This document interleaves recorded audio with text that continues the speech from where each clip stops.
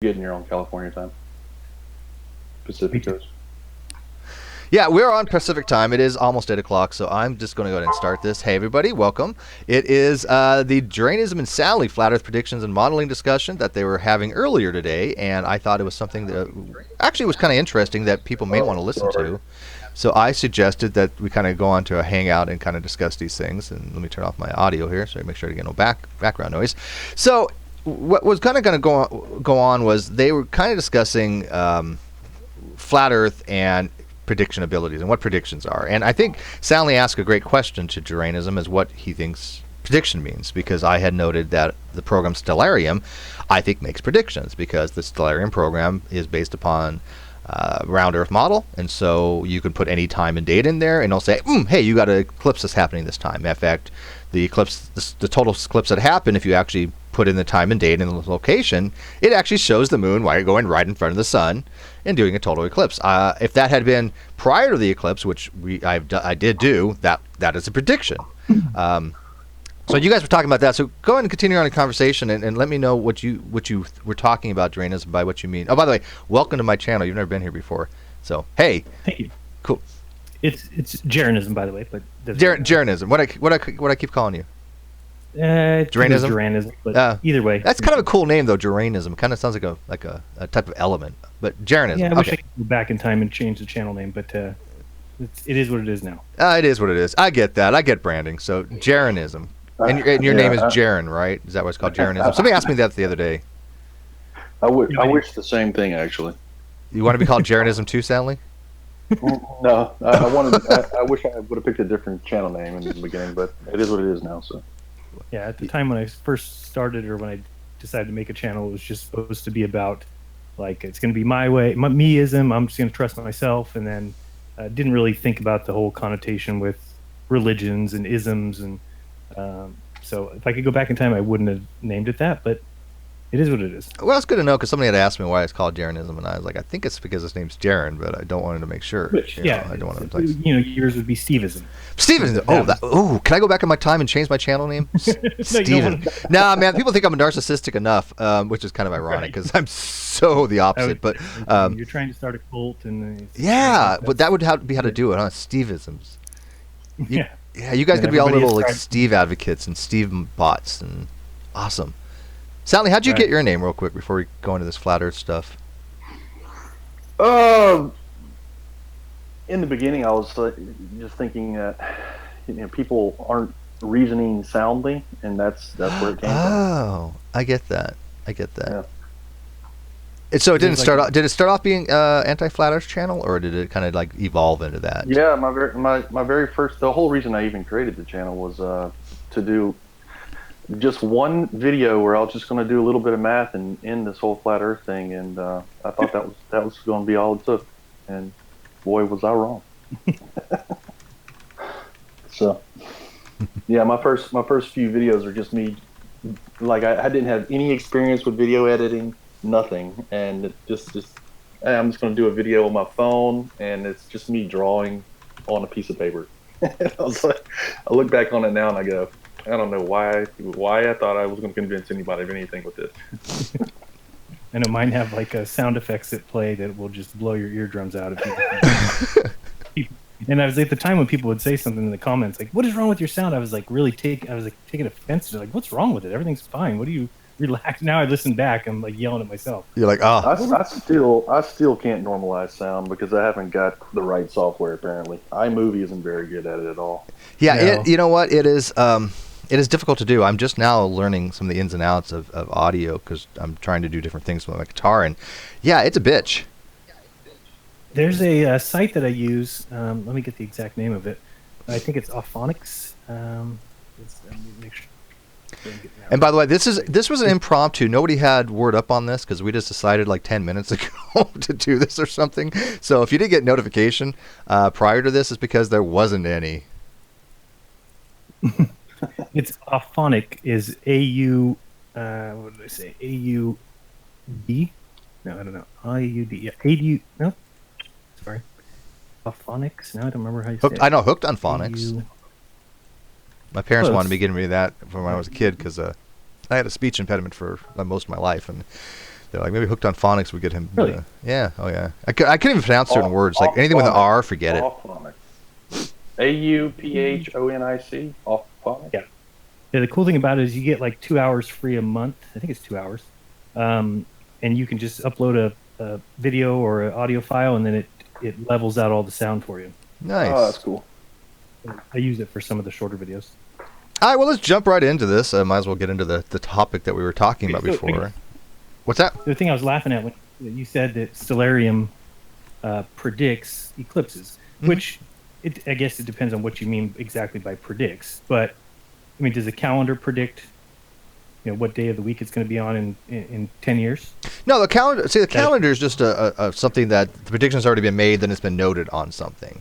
Stellarium is actually a program that uses an actual algorithm and the actual mathematics to say, okay, put in any date that you want, and it'll tell you in the future if there's an eclipse. That's the only way we know that there's going to be an eclipse that day, if the model works.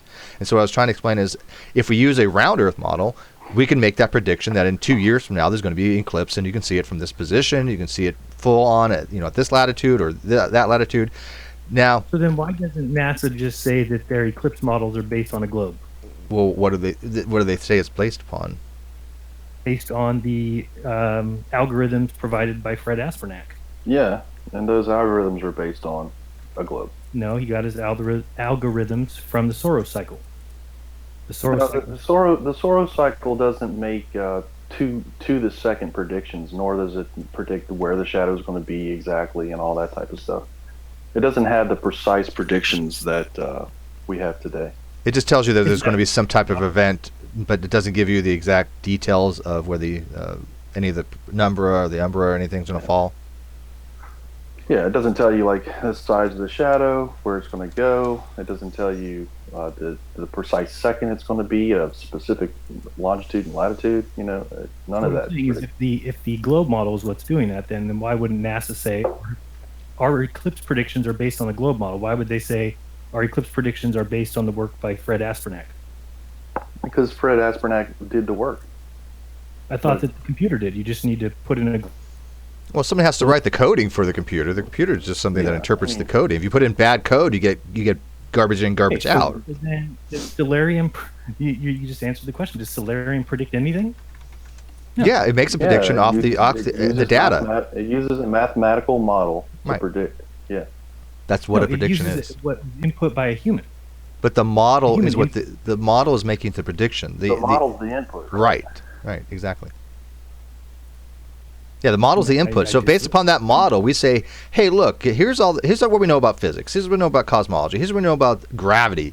Giving all these different parameters, giving all these different variables, can we make a prediction of when there's going to be an eclipse? And it'll say, yes, at this date, this time, this location, you'll be able to see an eclipse. That's a prediction made by a model. Why the hell would you need Fred Aspernak? You're making no sense. To build the model to put into Stellarium. What do you mean? If it's a globe model, you don't need somebody working. You have to have somebody have to write the code. There still has to be a coder. Okay, hold on. If it's as simple as here's where all the planets are. I didn't say it was simple. I think it's very complicated. But go ahead. Okay. Well, I'm saying if it's all based on just the model, the globe Earth model, then you plug all that in and the computer generates the dates and times for everything and everything's set. But that's not what happens. They have a specific team, Fred Aspernak and his team, who have to compile an algorithm that makes sense for the eclipses. Then you put that into Stellarium. So it doesn't just match the globe model.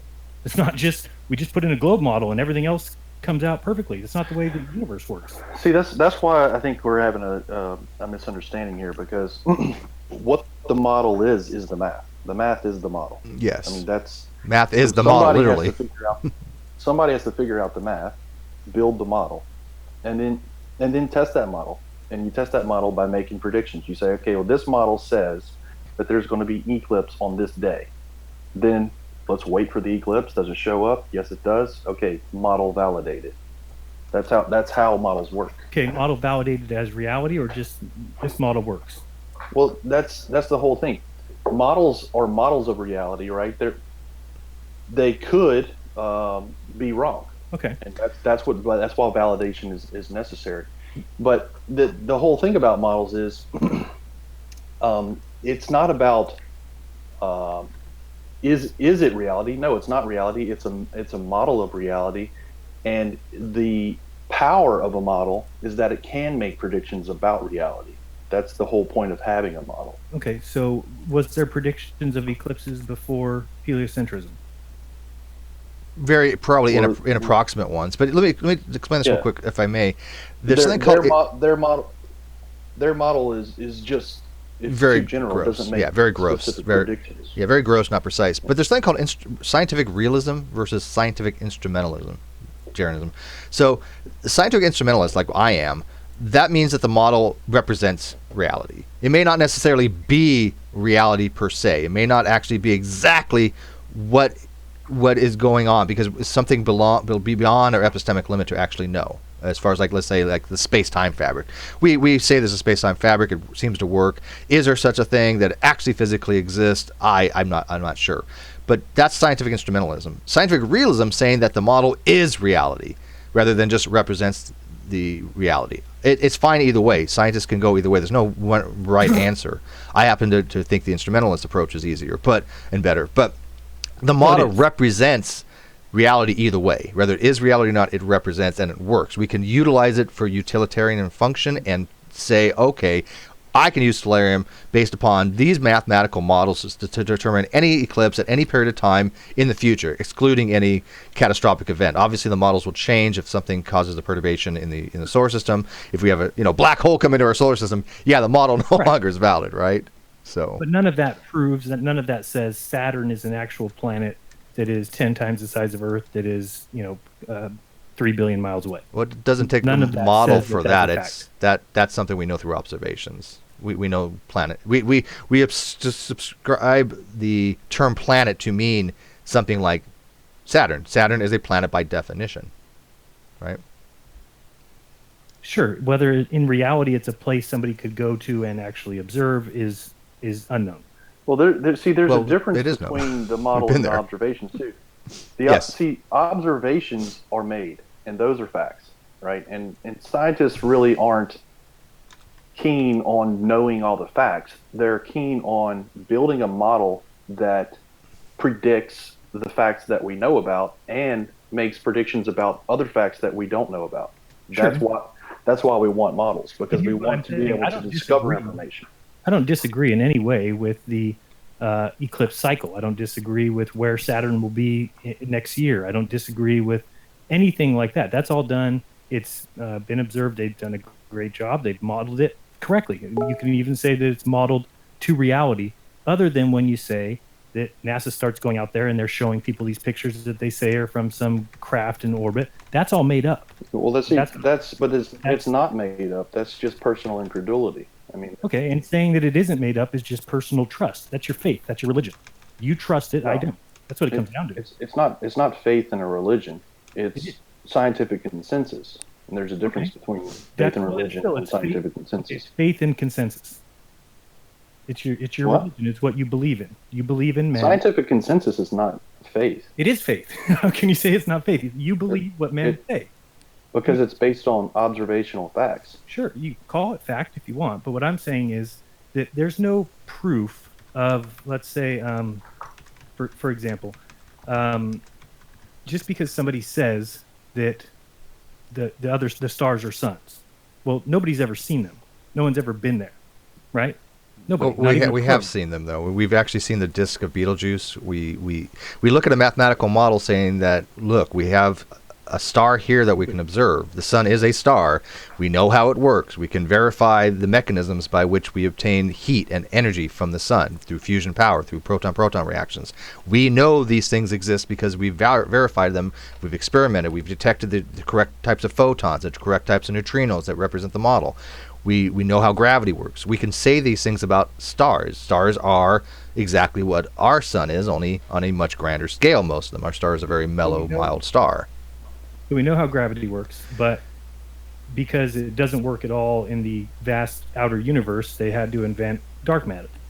But you're still able to say that gravity works, even though it doesn't work in the observed universe. Well, dark matter is gravity, though. I mean, I don't know what you mean by invent gravity. When dark matter takes into account the fact there's gravitational anomalies in galaxies, and therefore we know the only thing that affects an object, right? Two objects moving in space, the only thing that's going to affect them is gravity. That's correct. Is there anything else that could cause gravity other than mass? No, hold on a second. That is what we know. See, that's what we know. Observation. You're confusing observational facts with theory.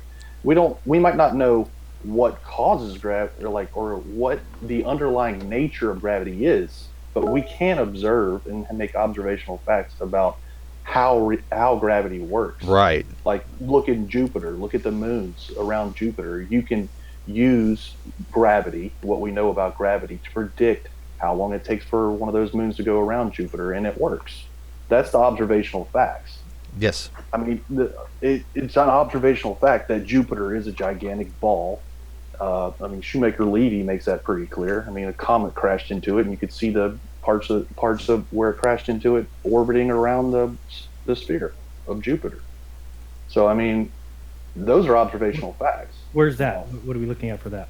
Shoemaker-Levy 9 was a comet that hit Jupiter back in the was it the 80s? I've seen little tiny videos. I've never seen you can see an impact and then pieces flying around it. I think it was early 90s. Was it 90s? Could have been 90s. I don't know. It's been slow. I think I was in college at that time, so yeah, I think it was around in the. Yeah, but what video are you looking at? 1992. I looked it up. What's that? Maybe even high school. Yeah. I said, what video are you watching that you just said that you could see pieces of it orbiting after? Oh, I don't know. I've never seen that. I could probably look up a video. You want me to find one? I mean, I've seen the impacts. They've seen the holes left in Jupiter. They were able to calculate the amount of energy released. But let's go back to the gravity real quick. One sec. The gravity. So there was a hole in gas? There's holes in the Jupiter you can actually see. Yeah. There's holes in the atmosphere. Sure. Yeah, there were explosions in the atmosphere that left bruises basically. On Jupiter, you can see them. Yeah, it's on YouTube. You can just I've seen those videos. I was okay. But back to real quick, just what I'm saying. There's, for instance, if we're talking about the ball Earth, I mean, at least both of you, I'm sure, think we've been to the moon. So I'll go ahead and pretend that that's true, that we've been there. Even if you believe all that, there's no human being that's seen the Earth in its entirety, its ball form, since 1972. Okay, well, hang on a second, because you're jumping topics. I want to go back to the topic you said before, because it sucks to go to a topic and then kind of just jump to something else. So, real quick, about gravity, I think what Soundly said is extremely important. Whether we know exactly what gravity is, it's not as important as the fact that we know how it works, as far as we can utilize it to make predictions, and we know that the only thing that causes gravity is mass. Unless you can think of something else. Now, is there theoretically possible? Okay, sure. But as right now, that's the only thing that we know of that can cause gravity. So when we find missing gravity or missing mass that we can see has a gravitational effect that doesn't produce light, right? We call that dark matter because it's not visible. It's not in the visible range. It's not producing light that we can see. And so whatever this mass is made on, whether it's baryonic mass or non-baryonic mass, who knows? But we know from our observations that there is something affecting these orbits, something affecting the stars, especially near the perimeter of these galaxies. That force, whatever's causing that force, right? I shouldn't say the force, but the actual what's causing that force is called dark matter. What do you want to call it when it's something where, one, it's not visible, and two, it's not, you can't see it, but it does affect gravity. What do you want to call something that affects gravity you can't see? I think dark matter is a good name for it. Why would you jump to the conclusion that gravity is correct? If you're observationally observing something that doesn't match your prediction, which is gravity, then you don't invent things. You don't say there must be something invisible there. Well, wait. What do you mean by gravity? Okay, we know gravity exists. Are you denying gravity? Sure. Okay. If you're saying that we know something exists that so strongly that when we see things happening hundreds of millions of miles, hundreds of trillions of miles away, when we see things happening that far away and we say, well, we know that gravity exists and we know exactly how it works, so therefore there must be invisible things out there. Well, wait, do you agree that gravity exists? If you're talking about the force that holds us to the Earth. You can call that gravity if you want, sure. Okay, and what produces gravity? And to me, it would be weight. It would be Weight is a product of mass in a gravitational field.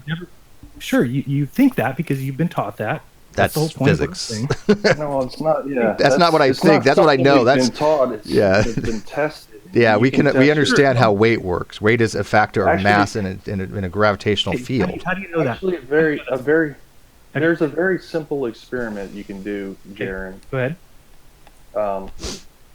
ahead. You take a scale, and you take a standard weight, like 500 grams, for example, right? Okay. Set it on there. You configure your scale, or what's the word I'm looking for? Not configure, but you calibrate your scale, right, to where it's exactly 500 grams. Then you go to a higher or lower latitude, and don't recalibrate your scale. Put that same weight on that scale, and it will not be 500 grams. Correct. It will not weigh 500 grams. Because the air is either thinner or thicker. It has nothing to do with the air. No. It has to do with the gravitational field. Okay. You can do it in a vacuum. You could set up a little vacuum chamber, bring it in a vacuum, and that weight will weigh a different amount. Yeah. Have you ever heard of the formula? Sorry. Go ahead.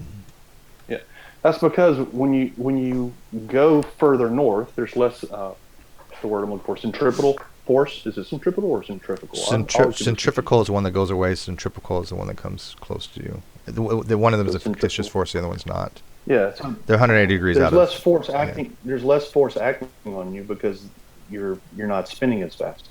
You're not rotating as fast around the Earth. Yeah. And you can do that experiment yourself, and see that does in fact happen. Yeah. There's just two counter forces. When you're rotating something around, centrifugal is what's pulling it into you, and then centrifugal is the opposite of that. But anyways, real quick. So have you ever heard the formula F equals ma? It's a very, very simple formula. Force equals mass times acceleration. Yep. Okay. Weight is basically A in that case. Weight is the acceleration. It's the force of mass in a gravitational field. So that's all that weight is. It's literally force equals ma. We know force equals ma is a real thing. We know we can take the mass of something, we can times it by the acceleration, we'll get the force. That's what weight is. Weight is just A in that equation. So weight is not gravity. Weight is the effect, as Soundly pointed out, of mass in various gravitational fields. You take a 1 kilogram thing, you put it on the Earth, it's going to weigh something. You put it on the Moon, it's going to weigh something else. It's going to put it on Jupiter, it's going to weigh something else. The mass has not changed. The mass is constant, right? But the force it exerts is going to be changing because of the different types of gravity. That's something we observe. That's something we've done. We know that's not even controversial. It doesn't need to be controversial. It wouldn't be controversial if it's taught to everyone in school books, and then those people who read. No, but that's not what he means. That's not what he means by non-controversial. I'm not jumping into controversial. Go ahead. Let Jaren finish. Hang on one sec. Go ahead. Yeah, please, Jaren. I'm purposely not talking over you guys when you talk. Yeah. No, I agree. Go ahead. So I just said that's what's in school books, and that's what people who go to school and do well, they can repeat that really well. They become the teachers, professors who teach it again. So I'm just saying, because that's the case doesn't make that true. Because you think people have been to the moon doesn't mean we know what things weigh on the moon. Yeah. Let me correct something. I said this wrong. Weight is not A. Weight is actually the force. A is actually G. G is actually the acceleration. So it's actually F equals ma. Weight is actually mass times G. So weight is the force because of mass in a gravitational field. So G is A in that equation. W. I misspoke. I'm sorry. I actually have a video on this, so I do know. I know what I'm talking about. I do actually have an actual physics video on this. I just misspoke, so my bad. You just said weight is G. Is the force? Yeah. Right? No. Weight is F. Weight is the force, right? So your force times mass equals force equals mass times acceleration. So weight is mass times gravity. Well, gravitational force. Right. So it's the same. It's always the same. I mean, no, weight changes because of G. W equals mg. Mass is the same. If you do quantitative analysis, W equals mg. If m is constant, if g goes up, weight has to go up. If g goes down, W has to go down. That's called quantitative analysis. Okay. So it's really it's just a place setter, placement. It's just a what do you call it? A place taker. What is G? Called? No, G is a gravitational constant. But what I mean, it's not. It is directly associated with the mass. It's exact. It's It's identical. proportional It's to the not mass. Weight is proportional to the mass times it's the product of mass times g. Okay. And if G g is changes, in that case, though, it's the acceleration due to the gravity. It's not the So constant, right? when you asked me what gravity yeah, is, and I that's said true. It's acceleration not due to weight. gravity. It's not really a constant. So True. if I would have said, if you would have asked me what is gravity, I would have said weight times g. That would have been correct. Weight times g? No. Mass times g No. is weight. Mass times g. Yeah. Mass times g.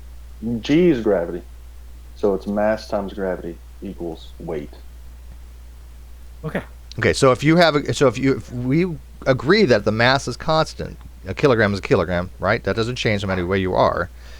If g changes, right, that accelerational force, if that changes, then w has to change as well, right? Correct. Okay, so 1 kilogram is going to weigh more on Jupiter because Jupiter has more gravity than the Earth. Right. So it'll weigh more. G goes up, Right. W goes up. And again, I'm saying that I don't disagree with those things theoretically. If the moon is a place that we can go to and it is the size that they say it is and that gravity works the way we say it is, I'm not arguing that then we would weigh 1/6 our weight on the moon.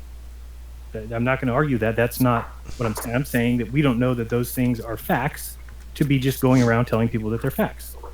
If that was a fact, then the people on the moon would have jumped 10 to 15 feet high easily. They would have jumped No, over gravity the on the moon is like 1/6 that. You still have things like inertia. You still have momentum.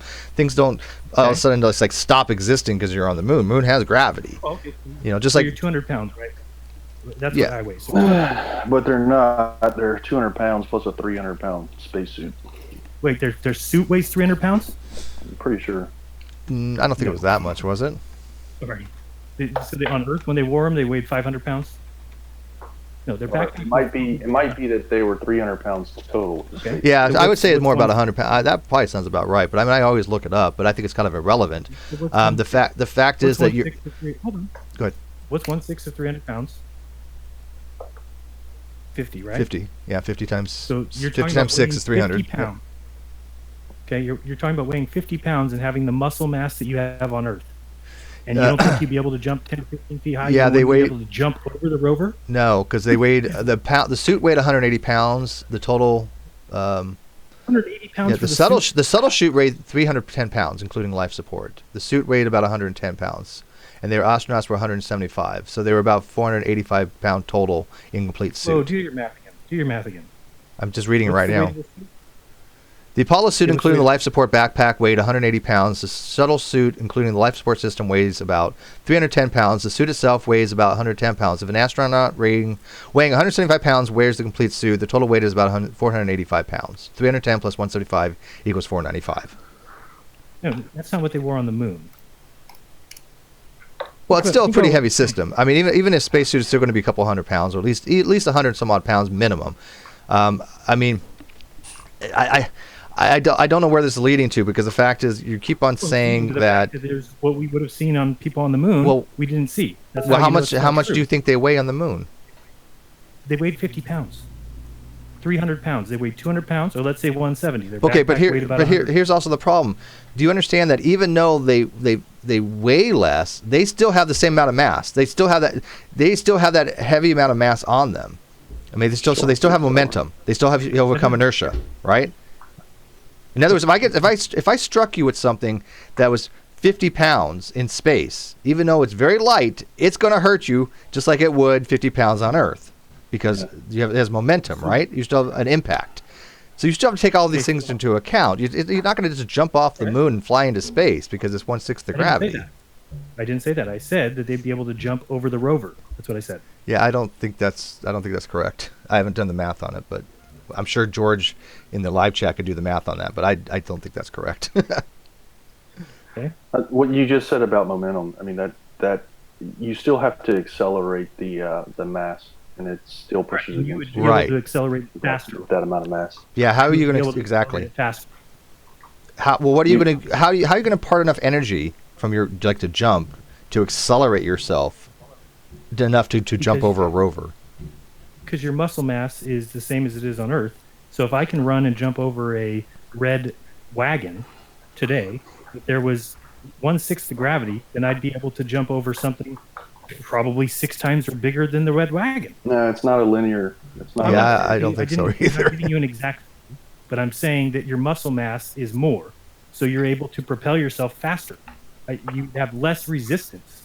I think it's an interesting question, but I don't know the math on it. I haven't done it. Well, I mean, I don't know where we got onto that, but I was just saying that that's the kind of thing that made me say we didn't go to the moon. Simple. When you watch what they're doing on the moon, it is a slowed down video. It's not reality. It's not somebody. Yeah, I mean, I've seen those conspiracy theories. I've also seen the debunk videos. Yeah. What are the debunk videos? Why are they not moving faster? Wouldn't they move faster on the moon? What do you mean move faster? Yeah, what do you mean by move faster? On Earth, we have a resistance to our movement. If I go to take off and run, I've got the gravity, my weight. Yeah. I've got air resistance. Okay, on the moon, all those things are reduced. I have less gravity, less weight. You're still not thinking about. Let's think about the tangent, or let's think about the horizontal, right? So whenever I push a medicine ball away from me, right, a 50-pound medicine ball away from me on Earth, right, I'm not fighting gravity. I'm fighting gravity to hold it up, but pushing it away from me, I'm not fighting gravity. It's still going to take you that same type of force to push that medicine ball horizontally on the moon. And that's what I think that's what you're not grasping, is that you still have momentum. You still have to accelerate the same amount of mass. Exactly. Yeah, through less resistance. Well, less resistance is not going to. It's not, like I said, it's not a linear thing, and less resistance is not going to overcome the fact that you have a large amount of mass that you've got to impart energy to overcome its inertia. You have to change a vector there. That requires energy into the system. Okay, so if there's a car on the moon, a normal Honda Civic, and 6 people can pick up that car on Earth, could 6 people pick it up on the moon? Well, yeah. It's going to be weight. It's going to be weight. It's just like it's like you can pick something up in a weightless condition, but it's still that you still have to impart energy to that system. You still need the same amount of energy, or at least enough energy to overcome the initial inertia of a tendency of a body to stay in motion or to stay at rest. That still is in play. You still have to overcome that initial propensity for something to stay at rest. It needs energy going to the system. Okay, so if 6 people are on Earth, they lift a car. I can find 6 people that can lift a Honda Civic. That can happen on Earth. So if we went to the moon, would those 6 people be able to pick up the car? The answer is yes. Would it be easier? The answer would be yes. So I don't know what you're arguing. You're trying to make it sound like, oh no, when we went to the moon, you'd still have to lift the car's mass, and so it would be it would be 6 times easier. It would weigh 6 times less. See, that's the thing you're not getting. It wouldn't be 6 times easier. Okay, then 3 times easier. Doesn't matter. I don't even know why it would be. Yeah, I don't know why you're getting it. Haven't done the math on it, so I don't know. Yeah, I don't know either. Like I said, it's not linear, but I mean, if we can get somebody to do that, that's fine. We have a lot of people that actually do this kind of stuff in the live chat, and I've never done that particular equation, so I'm not going to speak on it. But so I'm just asking, would it be definitely easier not. What's that? Would it be easier or harder? It would be easier, but you still have momentum. It'd be easier, yeah. Okay. But I mean, have you ever done something called a free body diagram? Ever heard of one? Yes, I know what it is. Okay, and that's probably what you would have to do in this situation. You have to use a free body diagram, and it'll give you how much force you actually need to overcome the gravity of the moon, how much force you're putting into the system. That's how these things are done. Okay. Steve, if you don't mind, I'd like to redirect to more earthly observations, because this is what tends to happen is we start talking about things that are easily denied. You know, like you've never been to the moon, so you don't know. Well, okay, but from Earth you can see curvature of Earth. You can see evidence of the curvature of Earth from Earth. So we don't even really have to even talk about that. You know, we can stay focused on what the globe model predicts, what the observations actually show us, what the flat Earth predicts, and what the observations show us, and compare, flat Earth versus observations and globe Earth versus observations, Jaron. And those observations are predicted by the globe, and they're not predicted by any other model. My question is, if you have no other model that makes the predictions of the observations that we see, then what rational reasons do you have to believe that a flat Earth model is correct. Because there's enough wrong with the globe model, in my opinion, that calls into question everything around it. When it's just simply a what I would call a metaphysical belief, it is a irrational belief. It goes against my senses. It goes against what I see.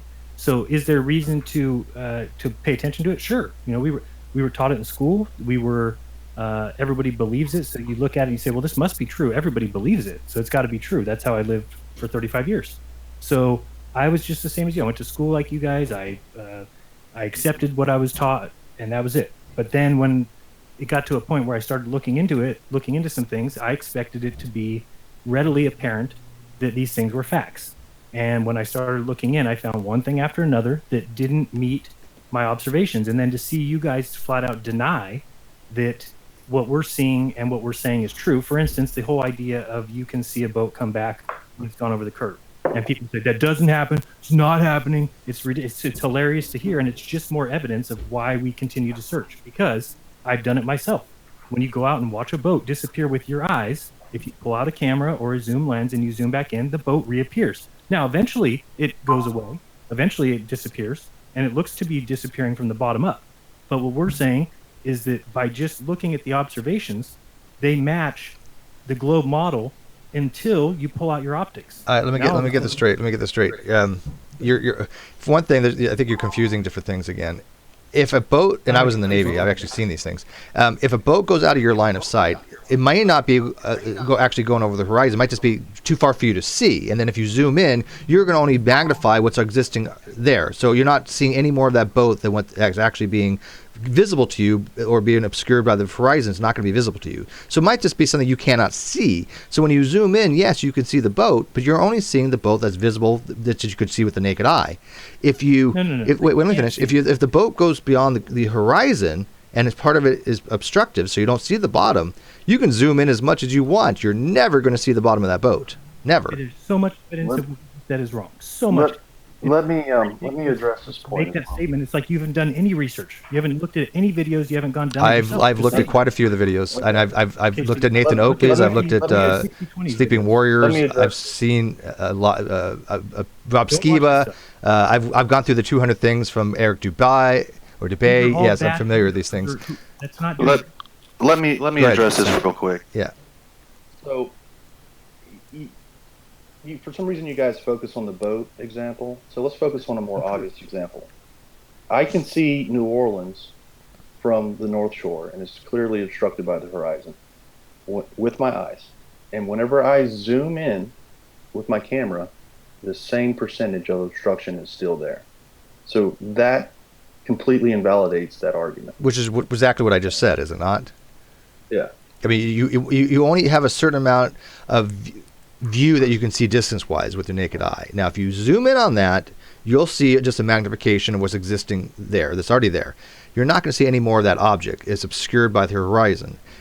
If, however, the boat is below that horizon, right, so you'll have only the mast and the bottom of it is actually over that curve, then no matter how much you zoom on it, you will never see the bottom of that. It's not possible. There's no photons originating from that object that's being able to reach your eyes, being obstructive. That's not what takes place, and that's what. Well, that's exactly what takes place. It's exactly what takes place. And this is why you'll never come to the realization. You'll never see what we see because you refuse to look. You don't even question it because it calls into question everything you've ever believed in. So it's too much for you. I've observed it. I mean, I don't know what there's to question. This is standard basic stuff. I'll show you. If I show you a video where something falls behind the curvature and then when we zoom in, it comes back into play.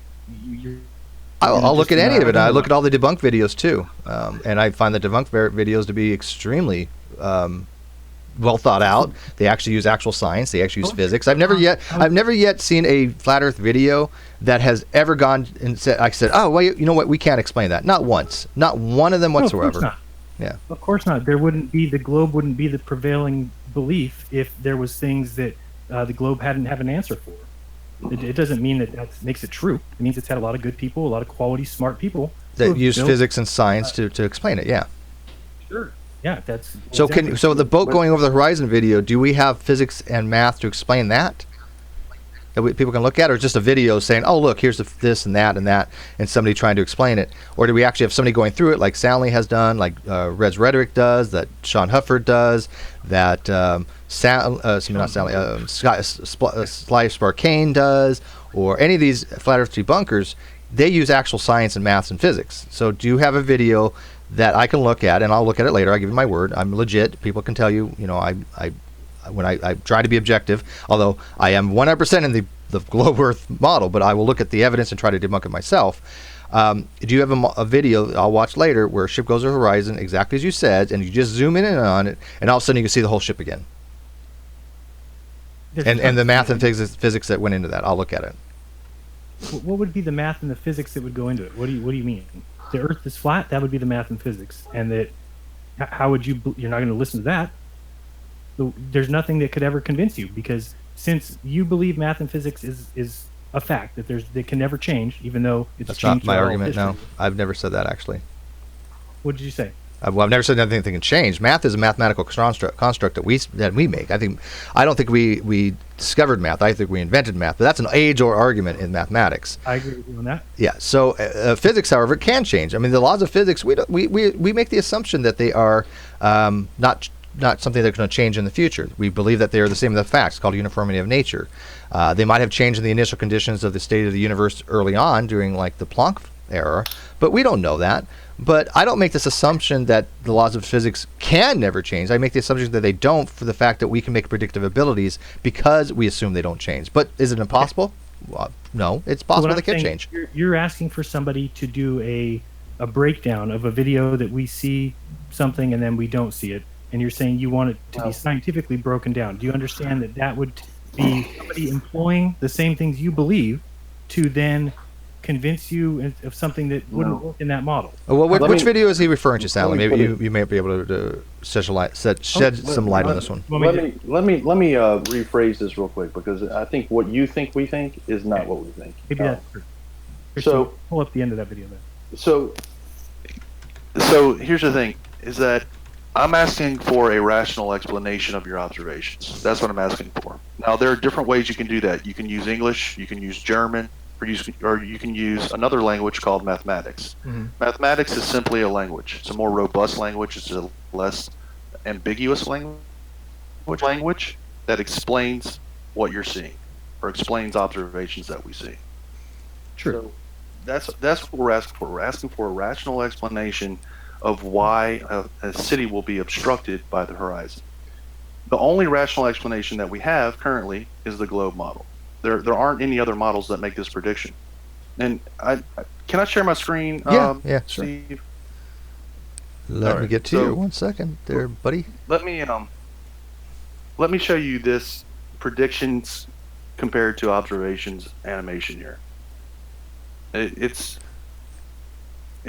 might be a bit lengthy, but can everybody see this in the live feed, or I can blow this up larger if I need to? We don't need the chat right now. I want to see this, so I'm going to blow this up larger so everybody in the outside can see this. Okay, go ahead. So this is a model of a globe and of the Lake Pontchartrain Causeway that was produced by Walter Bisley.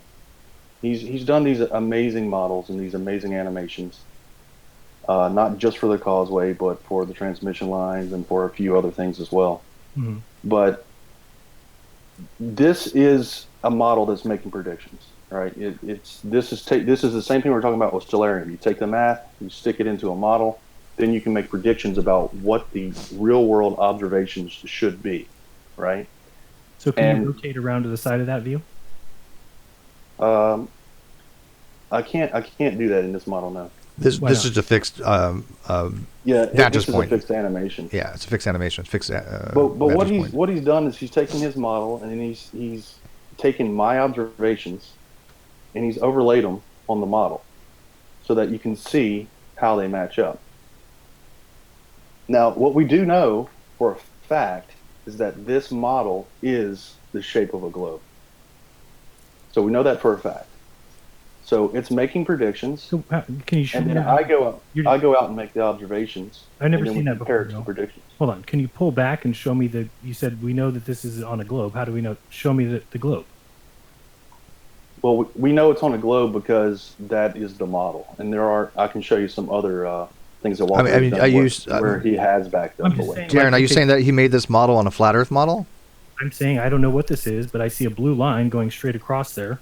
Okay, so can't you pull back so we can see the curve to a ball? Yeah, I will. I'm going to let this animation finish real quick, and I'll show you some of the other shots that Walter has had. One of the things about this model is that it's hard to move the camera, just because it's the way it's designed. So you can zoom in and out, but can you actually rotate it on this model? Yeah, you can pretty much do whatever you want to do on it, but there's, as far as these animations and as far as like moving around in three-dimensional space as you would expect to do in like a 3D CAD program, for example, you're limited. It's possible, but it's just the tools aren't available. Right, I got you. So he's obviously doing it. I mean, in his animations, but the tools aren't really. But this is a video that's a fixed video. You can't change the. You're not using the program right now. You're just showing us a video, right? Right. Gotcha. Right. Gotcha. I just played his animation. Right. Yeah. This is his animation, and I got you. Let me skip a little bit ahead here. You can do some things like skip ahead and stuff like that. This is Jesse Kozlowski's observation of the causeway through a theodolite, and that theodolite is on the horizontal right there. And then this is a model of my observation from the 15th floor of 3 Lakeway Center. Let's see. I think he has the image, yeah.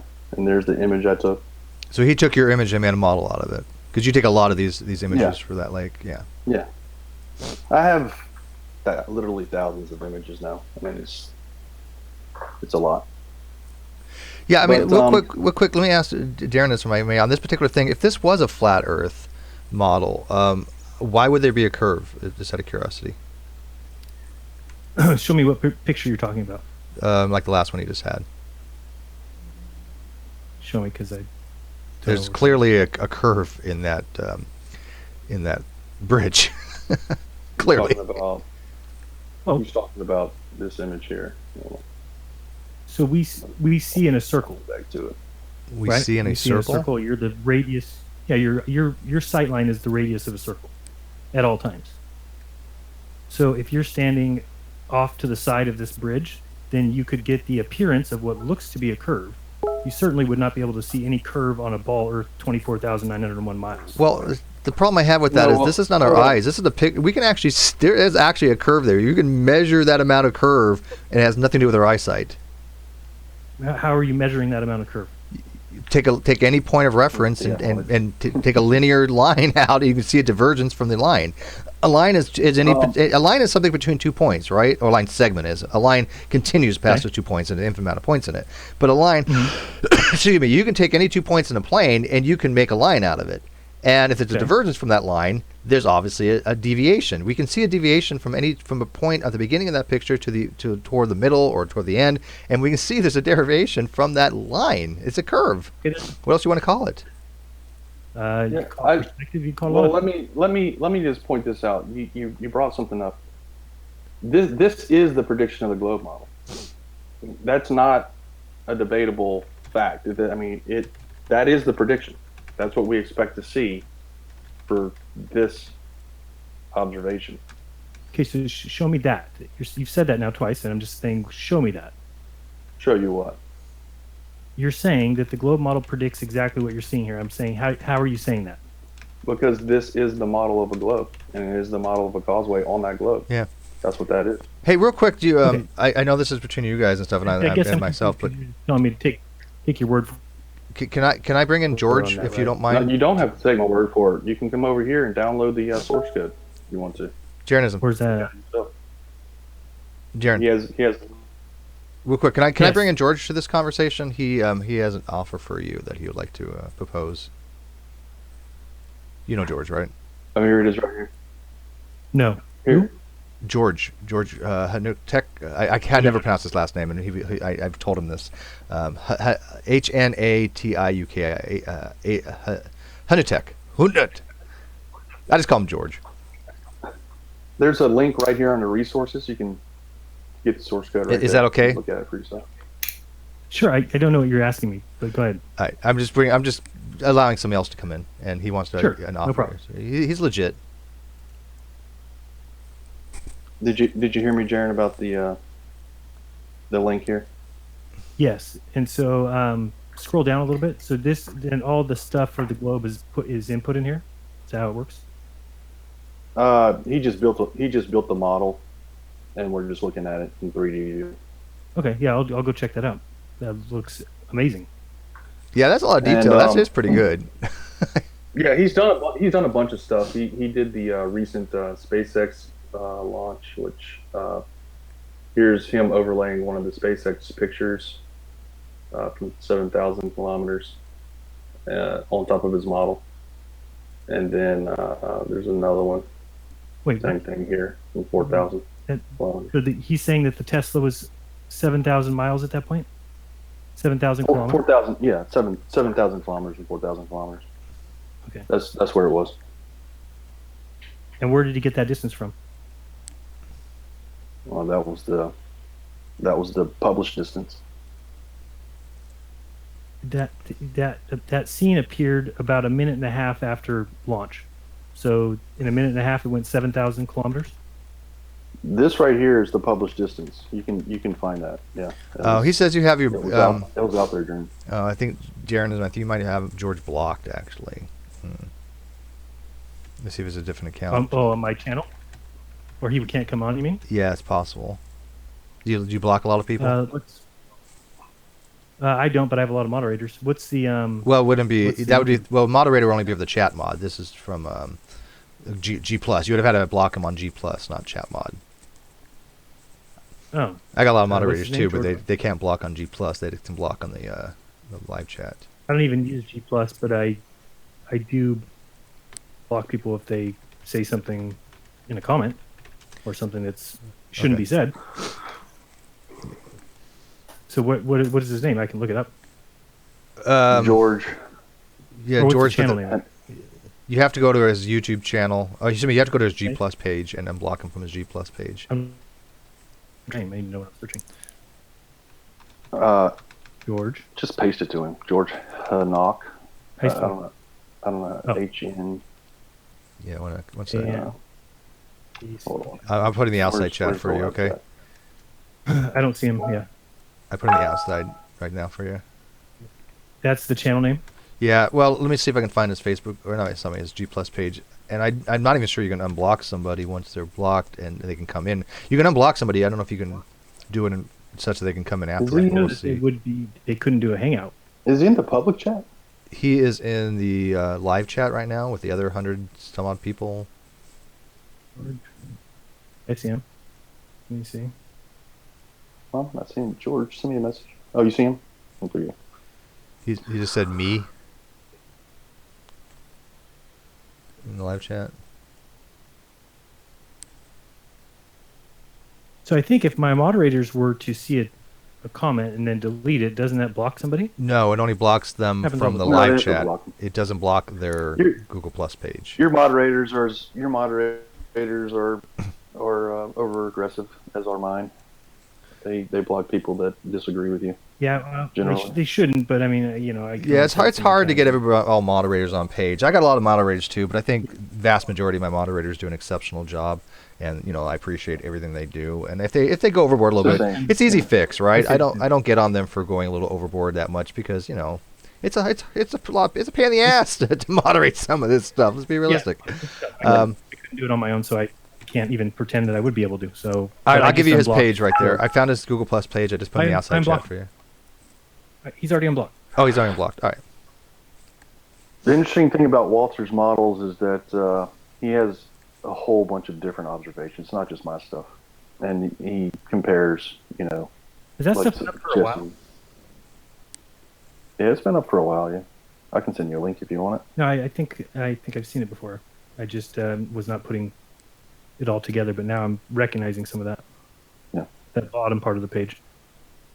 Yeah, I mean if you look at everything that he has here, he has a little Tensis Bayou observation I made.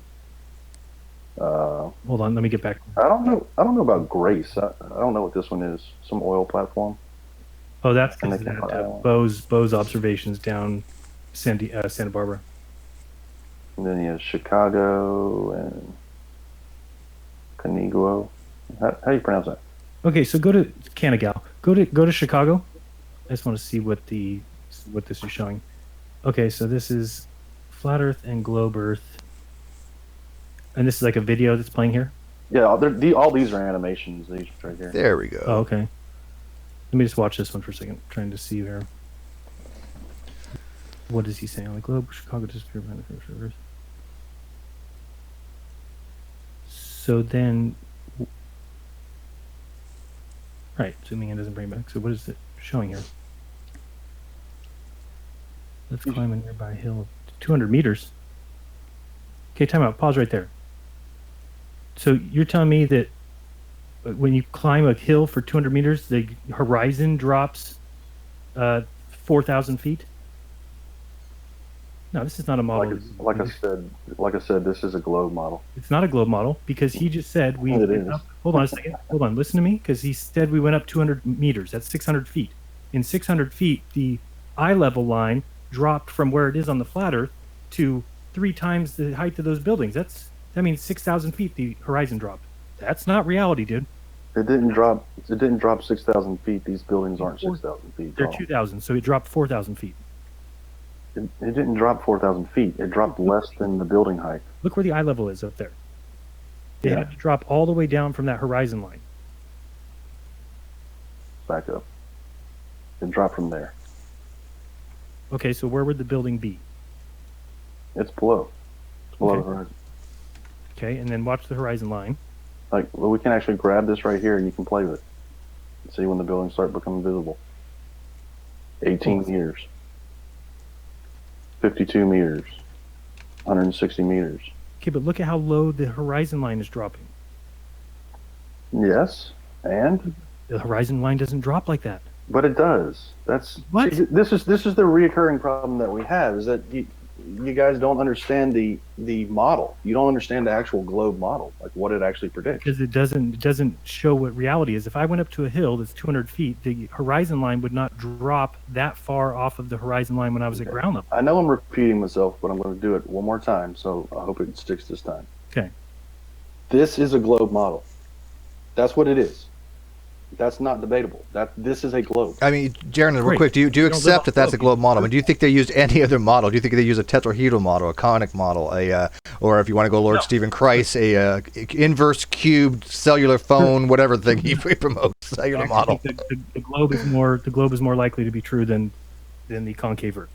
Oh, okay, well that's a plus. So- Okay, progress. Hey, there's a little step in the right direction, right? Yeah, So yeah, I'm saying baby here- steps, man.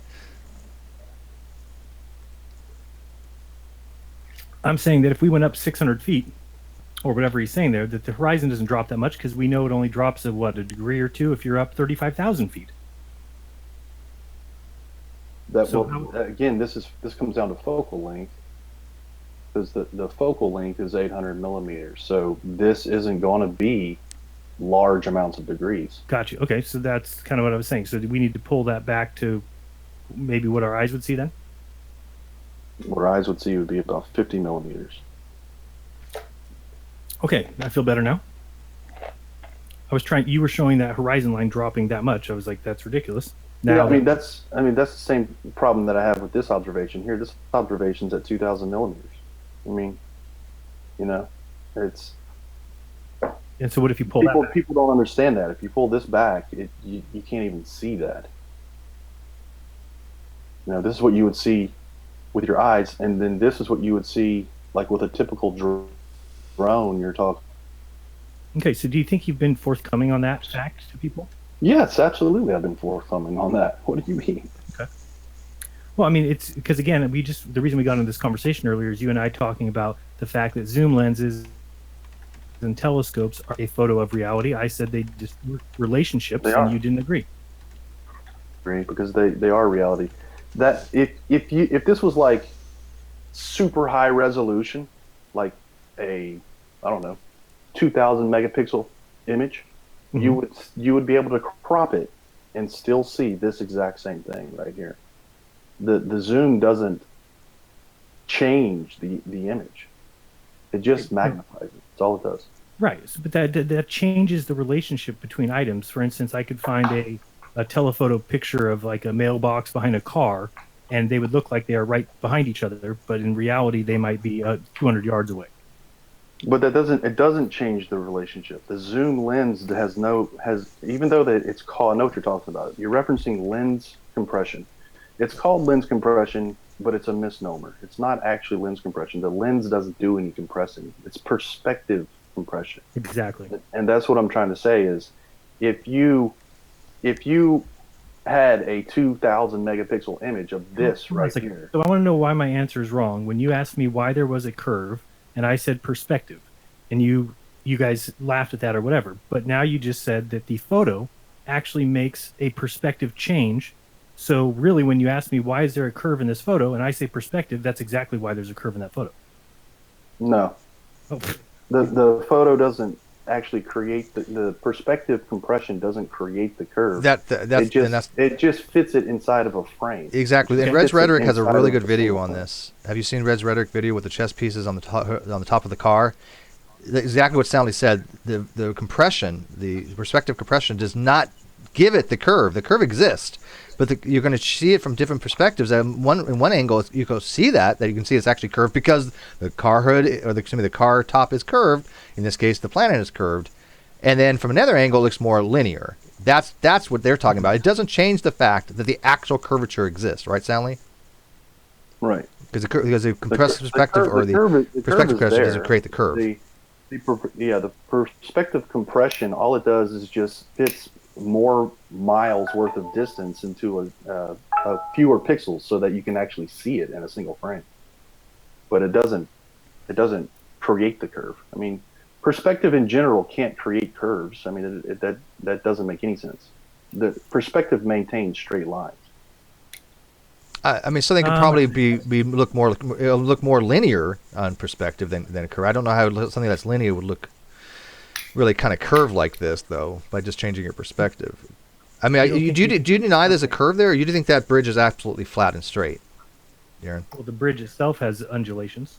No, we're not talking about variations or undulations. We're talking about is that bridge constant on the x-axis? No, it goes up and down. I said that the water is constant on the x-axis. Well, they kind of go. Well, it's really not. The x-axis does. I mean, if you start from a single origin point on the x-axis, you can actually see it goes below that. And I think the video that Soundly clearly showed it went below the x-axis as a reference. And by the way, Dim Sum, thank you for the $2 super chat, Canadian. Jaron, did you admit your senses were full? I don't know what he means by that, but I will ask it. Jaron, did you admit that your senses were full?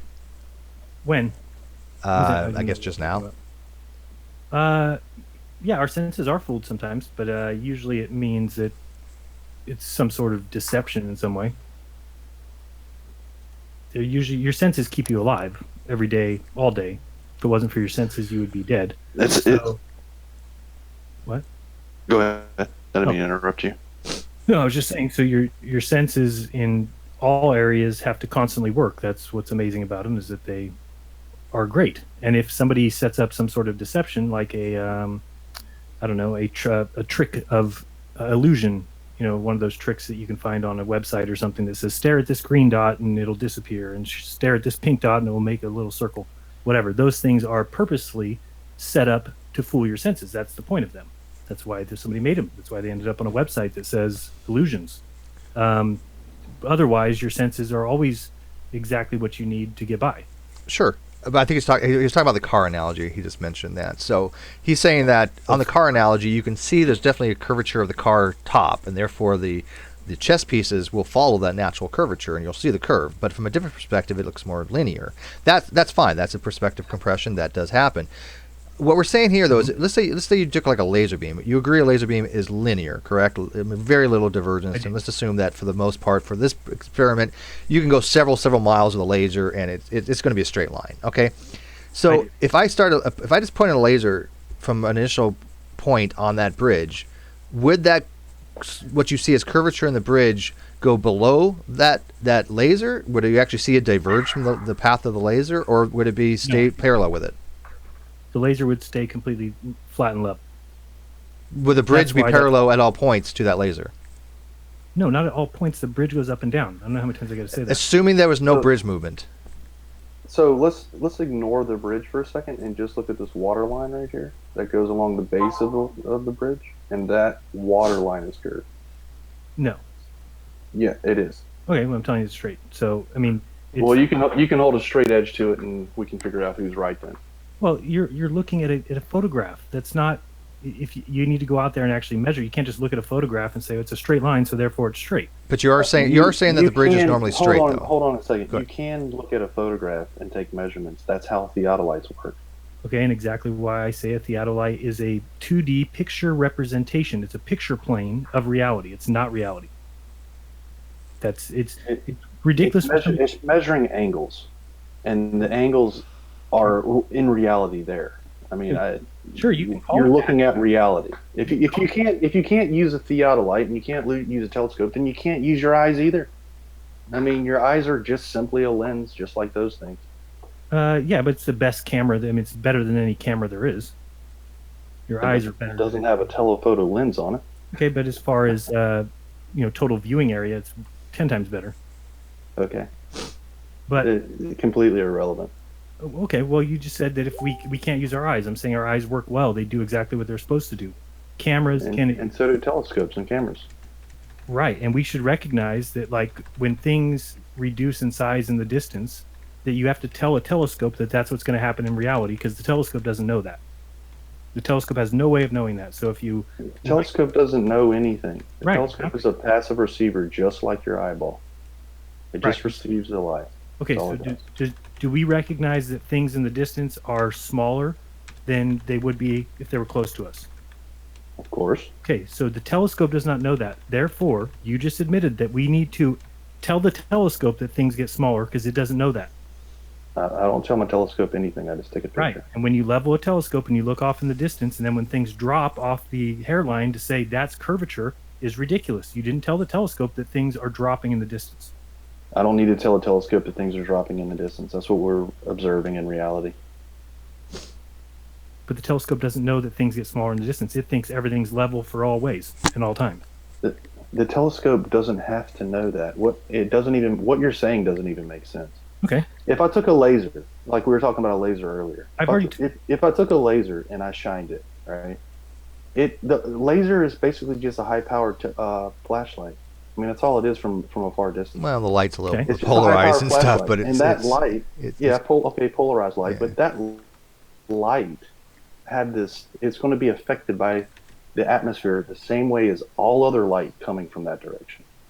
It's not going to not be affected. It's light, just like any other light reflected or being shown out of a flashlight or out of a street light or whatever. It's still going to be affected by the atmosphere. Okay, so what I've said it to Jesse, Doesn't make and any sense.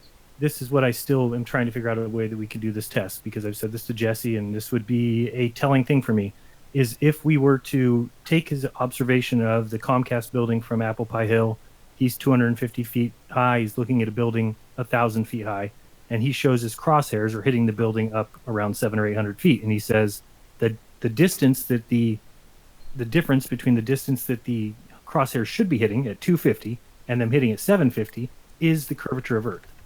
And what I'm saying is, no, if you think that your telescope leveled at 250 feet would hit the building at 250 feet off in the distance, then you don't understand how perspective works. The building is smaller in the distance.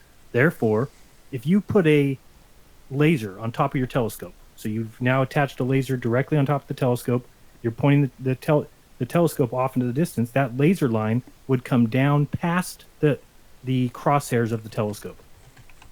Okay, because the laser would hit at 250, but the telescope would not. So there is light being reflected off that building, and it's traveling towards you. And let's just assume that there's no atmospheric refraction going on for the sake of this argument. And if I took a laser and I shone it parallel to that beam of light that's coming off the building, they're going to stay parallel. They won't cross. By the definition of parallel lines, correct. that's what's going to happen.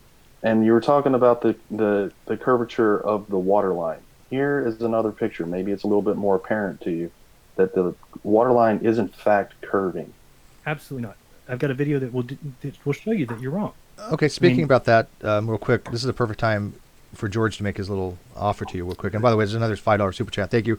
I'm not going to, I'll read it as is. No offense, with all due respect, has Jaron finished high school? And I think he's just kind of asking Jaron, and I'm not trying to dog you. I'm really not. I really hate this. Oh, well, you may not have an education in this or that. But I am kind of curious. I mean, do you have any coursework in physics or math or anything like that? I'm just asking because I'm just kind of curious of where you're. Just a high school education, okay. And then I did about a couple of weeks of college. That was it. Appreciate it. Okay. Here's another example. This is 1 mile to 8 miles out, and this water line is clearly curving. Hold on, I went away from your view, so I'm not seeing what you're showing. 1 second. This is the 1.2 mile marker right here. So 1.2 miles, and this fender system out here is 8 miles away. So this is 7 miles worth of curvature you're looking at right here. And of course, the horizon's closer than 7 miles, so you're actually seeing an obstruction there. Hold on 1 second. Then I'll get back over it. Yeah, this one. And then I'm going to send you this video into the Hangouts chat. And if you just go to like, I don't know, 5.5 minutes, that's what I'm talking about there. Okay, there. In here. Okay, this is in the chat, and then let me see what you're looking at. Oh. Okay. This is 1.2 mile marker. Okay. This fender system's 8 miles away. The horizon's clearly like in front of it, but this line right here is curving. So what are you saying? That the water went level on the wall here until that little break point, and then it started curving up? No, the bridge is coming in at an angle here, and then right here, from here, at this 1.2 mile marker, all the way out to 8 miles is perfectly straight, the bridge. Okay. So if you bring it, this water line is curving. It's not. Even though the straight. Okay. Well. Okay. Real quick. Let's get George in here real quick if we can. You can just deny it if you want, but we can't really work past that. I mean, that's a curve. That's a curved line. That's not a straight line. Sure, and you can call it curved if you want, just the same as I'm going to deny it. And I have a video here showing you why I feel that way. That's all I can give you is my evidence and my reasons for why I believe what I believe, and you can give me your reasons and your evidence for why you believe what you believe. Let's try this one more way, okay? Let's try this one more way. I want to try and do something here.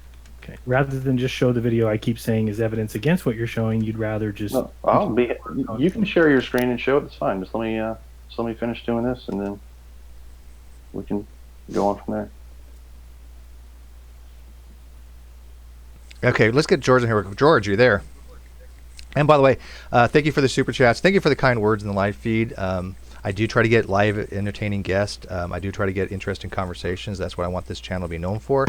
I also want people to be aware of our podcast out there, the Non Sequitur Show, which we're having amazing guests come on. We had Seth Andrews from The Thinking Atheist. We had Aaron Ra. That'll be out tomorrow. We had a little teaser out today on that. We have so many people we've already interviewed. We're booked till March. We're just releasing them like one a week. Maybe we'll step it up to 2. But I do appreciate all the kind words for the fact that we are trying to put forth interesting conversations, things that people do want to listen to, and the fact that this channel will be somewhere people can come in and actually have conversations and not be censored. Of course, there are limitations, but I mean, if somebody's polite and somebody's having an actual conversation like Jeranism is, I welcome that. Whether I disagree with them or agree with them, it doesn't matter. I want to see if people can have honest discourse, or at least intelligent discourse, or something that's entertaining. So, pick one. I don't know where Jeranism falls into some people, but it's fact that he is actually able to communicate and articulate his points, maybe not as effectively as I would hope as far as a flat earther, because I don't understand the words he's using in that way, but that's just maybe a disconnect that I'm having with him. But I appreciate the fact that Jeranism takes the time to come in here and have these conversations, and that's what I want people to do with my channel, have conversations. So I appreciate all the kind words. I know there's other things out there people go watching, and so when they decide to come here and watch, it's cool. I really do appreciate it. It shows that people are interested in having these types of conversations rather than drama and trolling. You know what? There's other channels for drama. There's other channels for trolling. I'm not interested in that. There's just not my thing anymore. So I want to thank Jeranism, and I want to thank everybody else for that. So Real quick, one more super chat. Sharon prefers videos over critical thought. I don't know. That's from Maiko. I don't know. I don't know what Jeranism's thought processes is. We can get into that a little bit, but let's get George in here real quick. George, you wanted to say something to Jeran, correct? George, you have to unmute yourself, George. Yeah, okay. There you go. Am I coming through? Yeah. Hey, buddy. Been a while. Yeah, how you doing there, Steve? I'm doing well, thank you. Yeah, it has. Jaren, Mhm. getting back to something that was discussed earlier about objects being hidden beyond the curve of the Earth, or boats coming back into view by zooming with an appropriate telescope or P900 camera, whatever. Mhm. I've seen most of these, and what is going on here, in my opinion anyway, and I'm pretty sure it's correct, is that any of these videos that are showing that sort of thing occurring is inevitably what I see is an object like a boat gone, disappeared out of view because of maybe atmospheric haze, the fact that there isn't any clear viewing, and then they focus in with a camera like the P900 or a telescope and bring it back into view. And all that is saying is that that object, that boat, whatever, did not go beyond the curve of the Earth. Because if had it gone beyond the horizon line, beyond being hidden by the curve, there'd be no way you could bring it back. Right. Now, I have a situation here on the Canadian border of Minnesota. We're on a very big lake called Rainy Lake. Mhm. There are sections of this lake where we have 20 miles of unobstructed view. That's 32 kilometers. Mhm. And I perform a lot of tests and experiments out in front of the lake and on my home and place here called Sand Bay, where I have basically 7 miles of unobstructed view. But there are sections of the lake where we can get a good 20 miles. We don't have to use that. But I offer you or anyone, any group of people that might want to come up here, and if you don't want to do, if you could find a representative or a group of representatives that you trust. We have a good 25 inches of ice on the lake right now. It's easy to get around by snowmobile, and about a month from now, as the sun gets higher in the sky, the snow will be getting burnt off the surface of the ice, and we'll be able to travel around with an automobile anywhere we want to go. And it's very easy to get around on the lake. What's the and name of the set lake? things up. Pardon? What's the name of the lake? Rainy Lake, Rainy Mhm. Lake. It's about 70 miles east of the northwest angle, the little tit that's on the top of Minnesota, about 70 miles east. It's between the boundary canoe waters that are just a little bit west of Lake Superior. But it's a very big lake. You'll see that there's two lakes in this region. One's called Rainy Lake, and the other's Lake Captogama. And we have about 360 square miles of surface area on the lake here. Yeah, I'm looking at it right now. Wait, is it by Lake Superior or no? No, we're about 250. No, let's see. I'd say about 150 miles west of Lake Superior. Lake Superior isn't a place you'd want to be trying to do the test, because very seldom does Lake Superior ever freeze over. Yeah, I It's see just Rainy Lake. It looks like it's like real choppy. You said there's an area that is 20 choppy. miles unobstructed. Well, I mean, on Google Earth, I'm looking at it. It looks like Well, it's filled with islands. There's about 10,000 islands in the lake. But there are sections where we can get an unobstructed view up to 20 miles. There's two arms to the lake, the one that goes north into Canada, right. and one east arm that goes, the arm that goes east. And the arm that goes east goes 40 miles from International Falls, Minnesota. But there's two sections to the east arm. There's one that goes 20 miles to what we call the Brule Narrows, and then it opens up for another 20 miles, which heads out towards Kettle Falls in the east. But anyway, long story short, is we can get a good unobstructed view. So what my proposal is that if you or anybody would like to come up here, we can set up a test, say take a snowmobile, mount a 20-foot pole to it, like a 20-foot 2x4, put 3 targets on it, say at 6 feet high, 12 foot high, 18 foot high, and say I have several surveying tripods. We could mount a tripod out on the ice so that your telescope or whatever you want to use for viewing is exactly 6 feet above the ice. And we can go out and say take the snowmobile out. Let's just say we don't have to go 20 miles. We could just go 12 miles out. So at 6 feet high, your horizon line will be at 3 miles. So you subtract that off 12 miles. That gives you 9 miles for which to calculate the curvature drop, which would be 9 squared times 2/3 of a foot. So no, you actually you don't minus off the horizon. Pardon?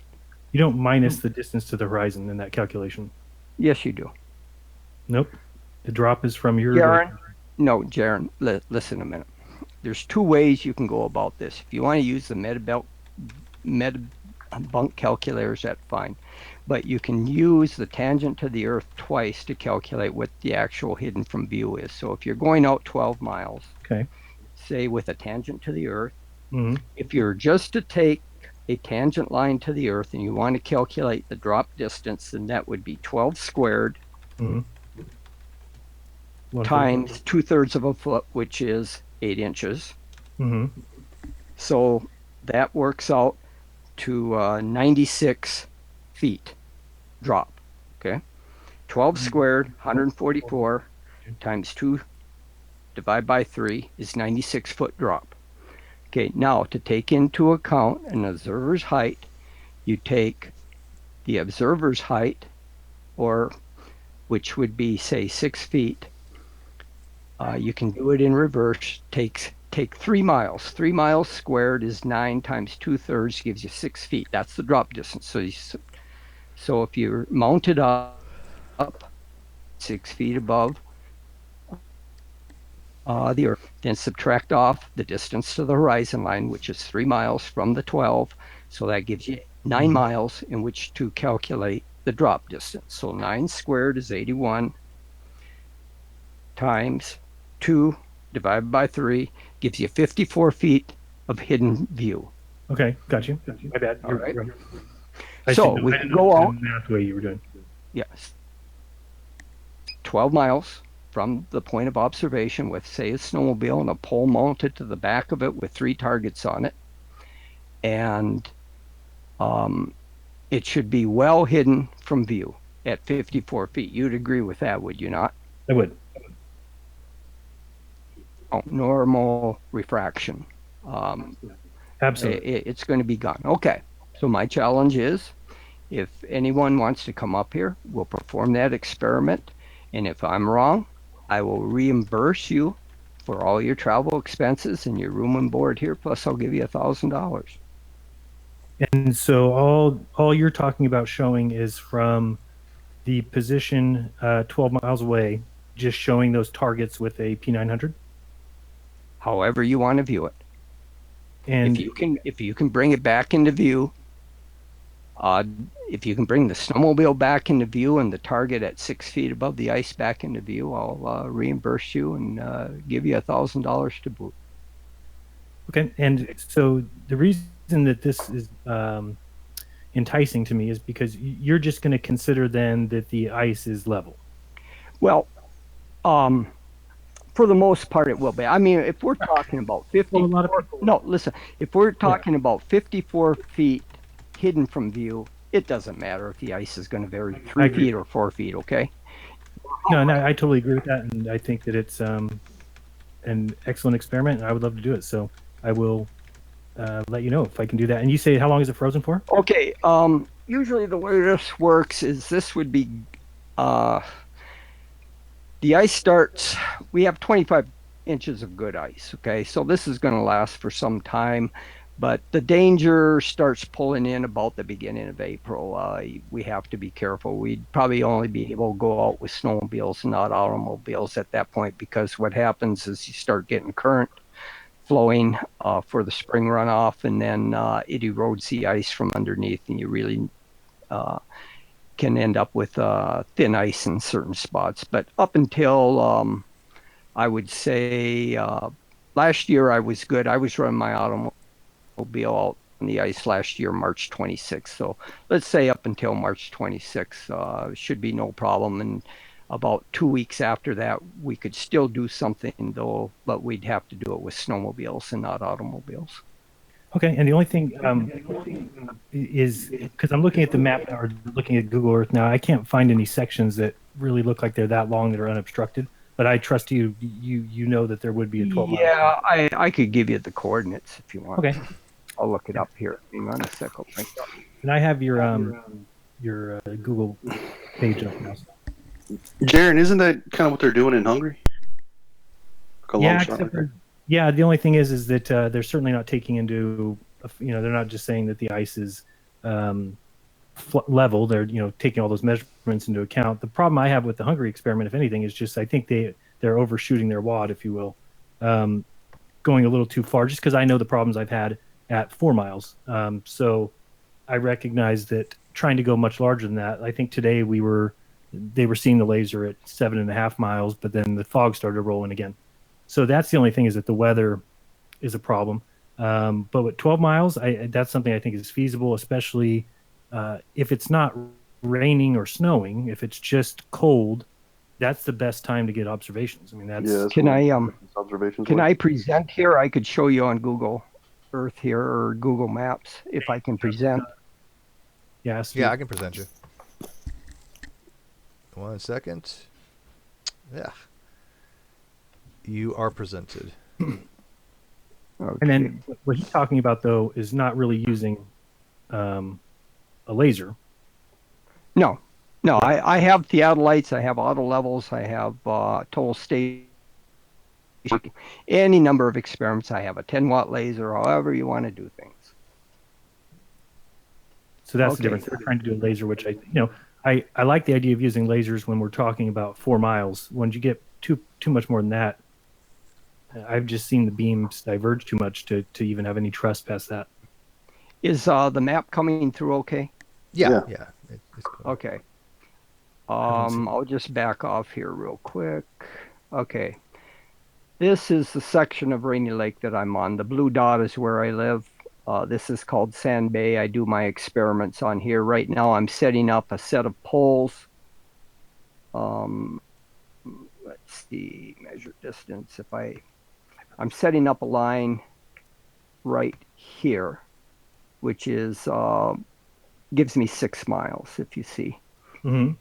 I'm setting up a set of poles here, and I'm using surveyor's auto level net for getting everything set up. I did this last year on a line that went this way into Canada, but I'm setting up 2 lines now, one going this way, which is 3 miles up into Canada, and another one that's 6 miles northeast into Canada. Now, the spot I'm talking about, if we need to do the 12-mile shot, is, if you look here, this is a place called, I have access to, here, let me clear measurements. I can get permission to use a spot right here, which is by what we call Bald Rock. Damn it. Okay, and we can shoot on up into here, right up into this finger of the lake. And you can see right up here, we got a 20 mile that's unobstructed.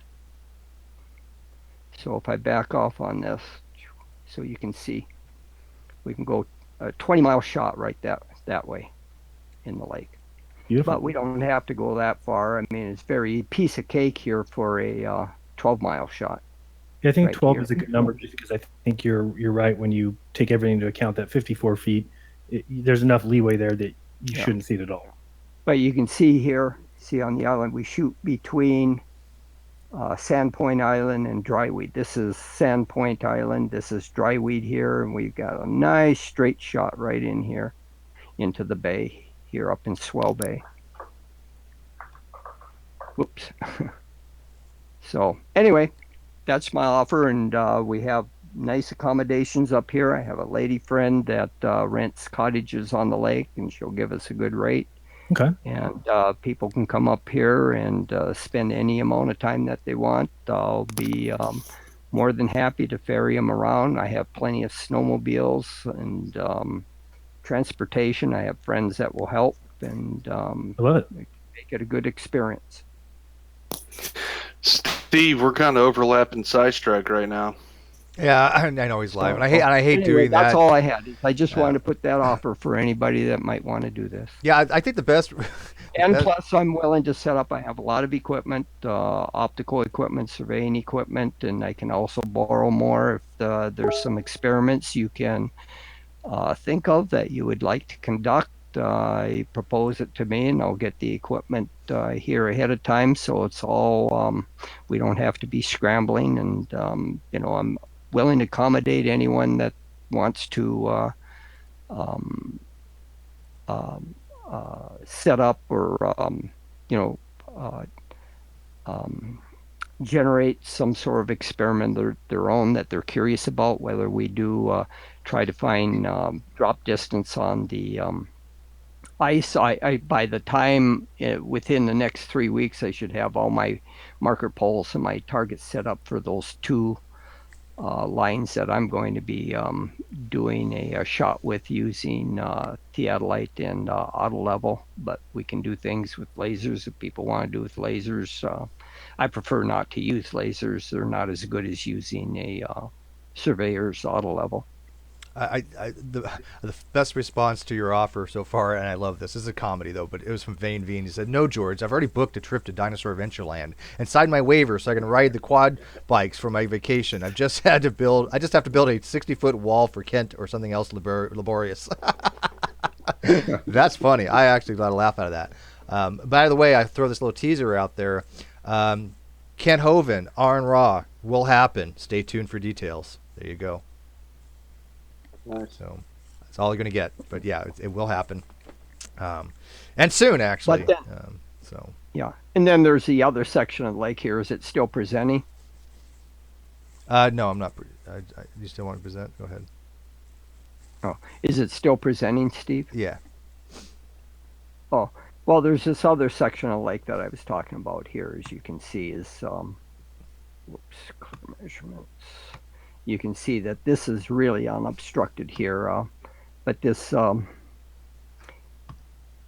there we've got about 14 miles of clear. There's no islands in this section of the lake here. Yeah, that's a clear, unobstructed view. Yeah. So it's a good sized lake. I mean, we have a lot of possibilities as far as making any sort of curvature measurement. Okay. Okay, I just emailed you, George, so that we can stay in contact that way. Sure. No, that's fine. All right, Thank that's you. all I have. I That's don't want to take up great. any more of the time. I know you gentlemen want to discuss more. So Jeranism. So you're not familiar with George? I take it then, Jaron. No, I never heard of him. Okay.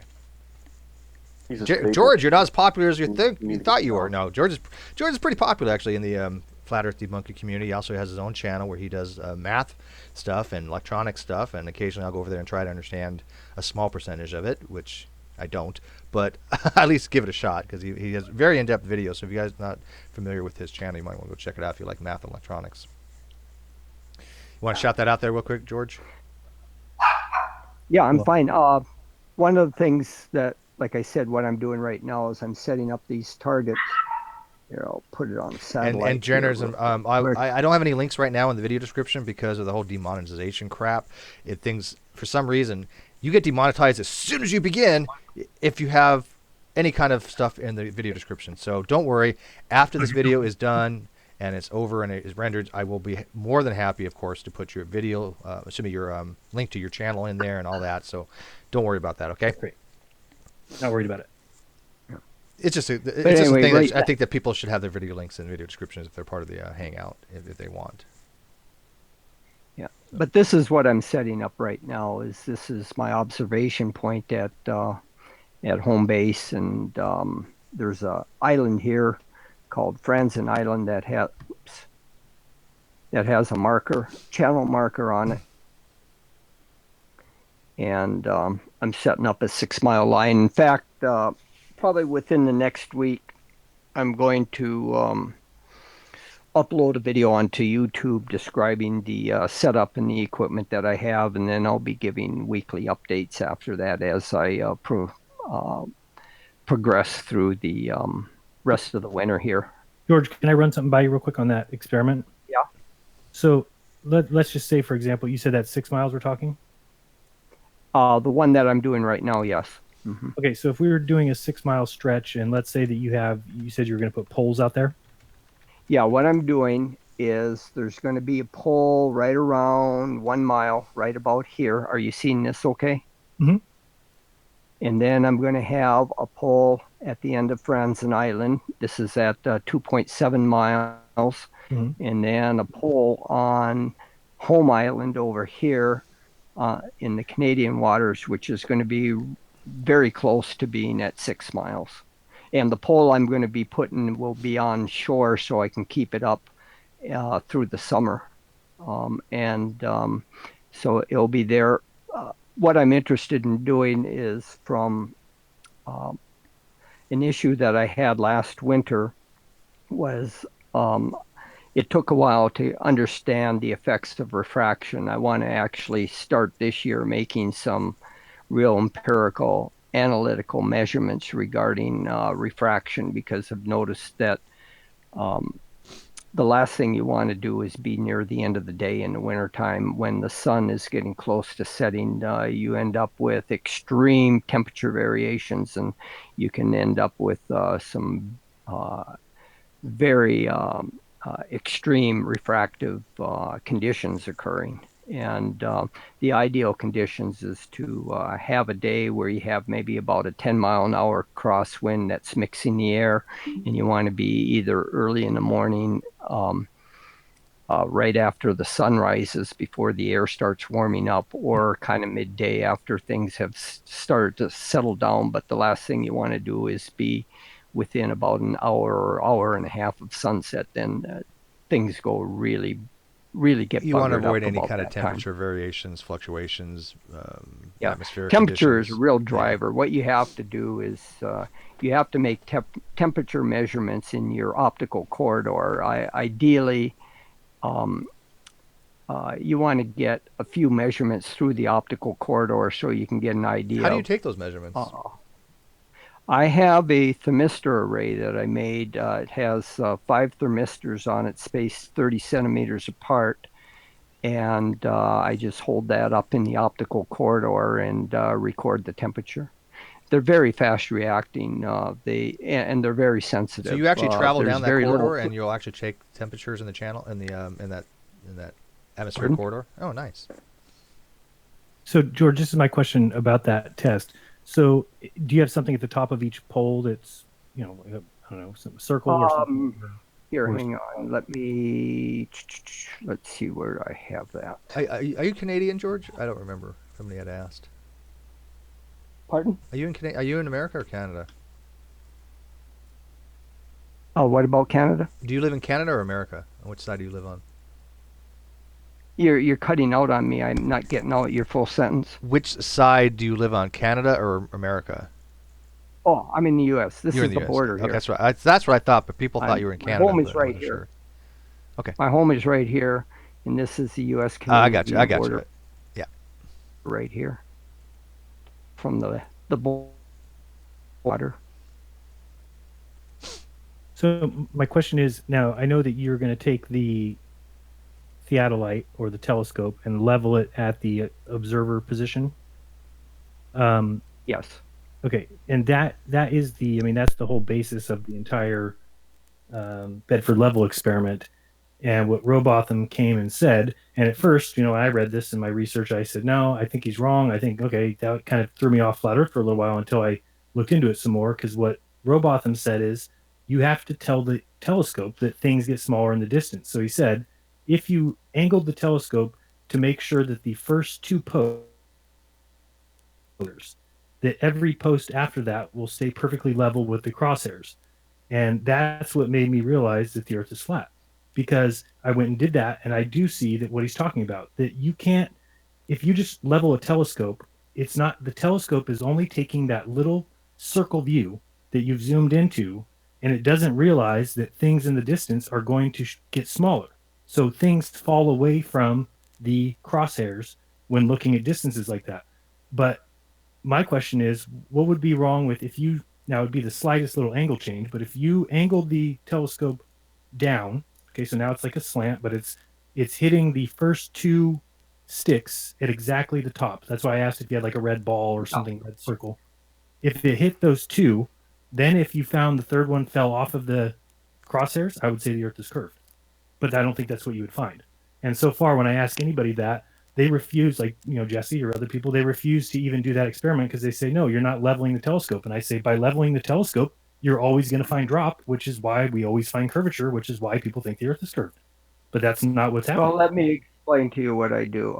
Is this picture coming through? Yep. This is Yes. this is my top con auto level. And I don't know if you know how an auto level works, but inside the auto level, there's you can think of there being a plumb bob, and the optics floats inside the housing here, and it's driven by the plumb bob. So once the mechanism is free, once you get the auto level fairly level and release the internal compensator, is the optics lines itself up perpendicular to a vertical line to the center of the earth. Okay. Okay, it doesn't matter about the power of the telescope or whatever. There's some crosshairs in there. Let's see if I can find. I agree with you. Yeah, there you go. There Okay. I'm shooting my three targets from last year. And you have a set of crosshairs, and that crosshairs float, and it is perfectly level with a tangent line to the Earth at the observer. It Okay. doesn't matter what's in the distance. This just sets up a tangent line. That's its sole purpose in life, is to set a tangent line at the point of observation. Okay. So what I did is I went out, I set three targets. The target on the right here, where you see two targets, is 1 mile out. Mm-hmm. And the auto level is set.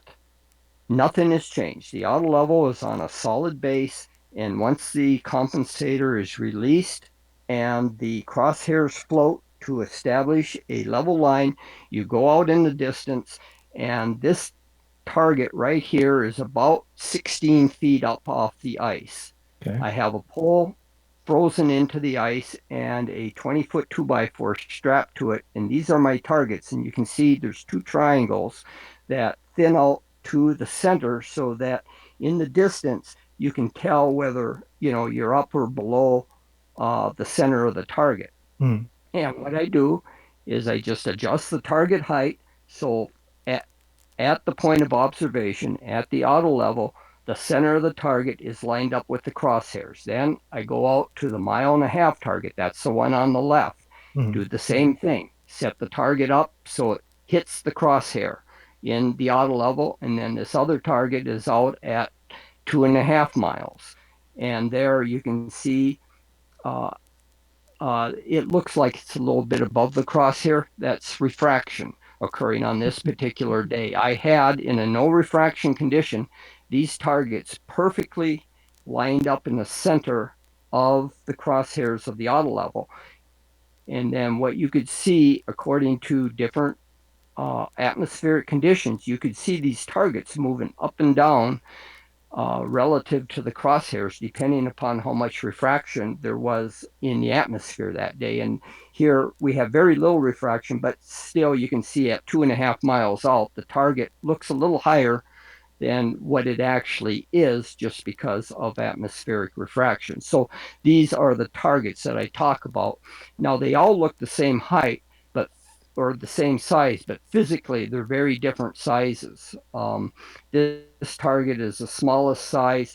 I purposely designed the targets and scaled them physically in their size so that at the by perspective, using perspective, they would look the same size. Their angular size would look the same at um, you know, to someone viewing in the optics. Did this experiment go a little bit differently than you had thought it would? Actually, you won't like what I have to say, but what I did, what the way this thing worked is once the targets were lined up, and I mean, I did this over a period of 65 days. I monitored this thing every day for 65 days. And what I did at the bottom of these target poles, I drilled a hole in the ice to let the water come up.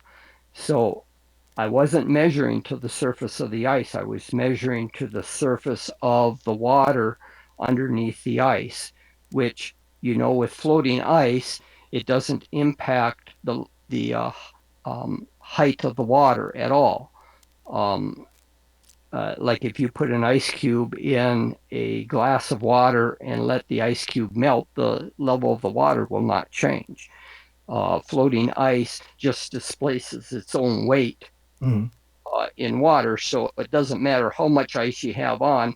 If you pop a hole in the ice, the water level will come up to where the same level it would be in the summertime. Mm-hmm. So what I did is by knowing the height, measuring the height from the center of the target down to the surface of the water, I could then get, uh, I would know the height of the water from this tangent line back at the point of observation.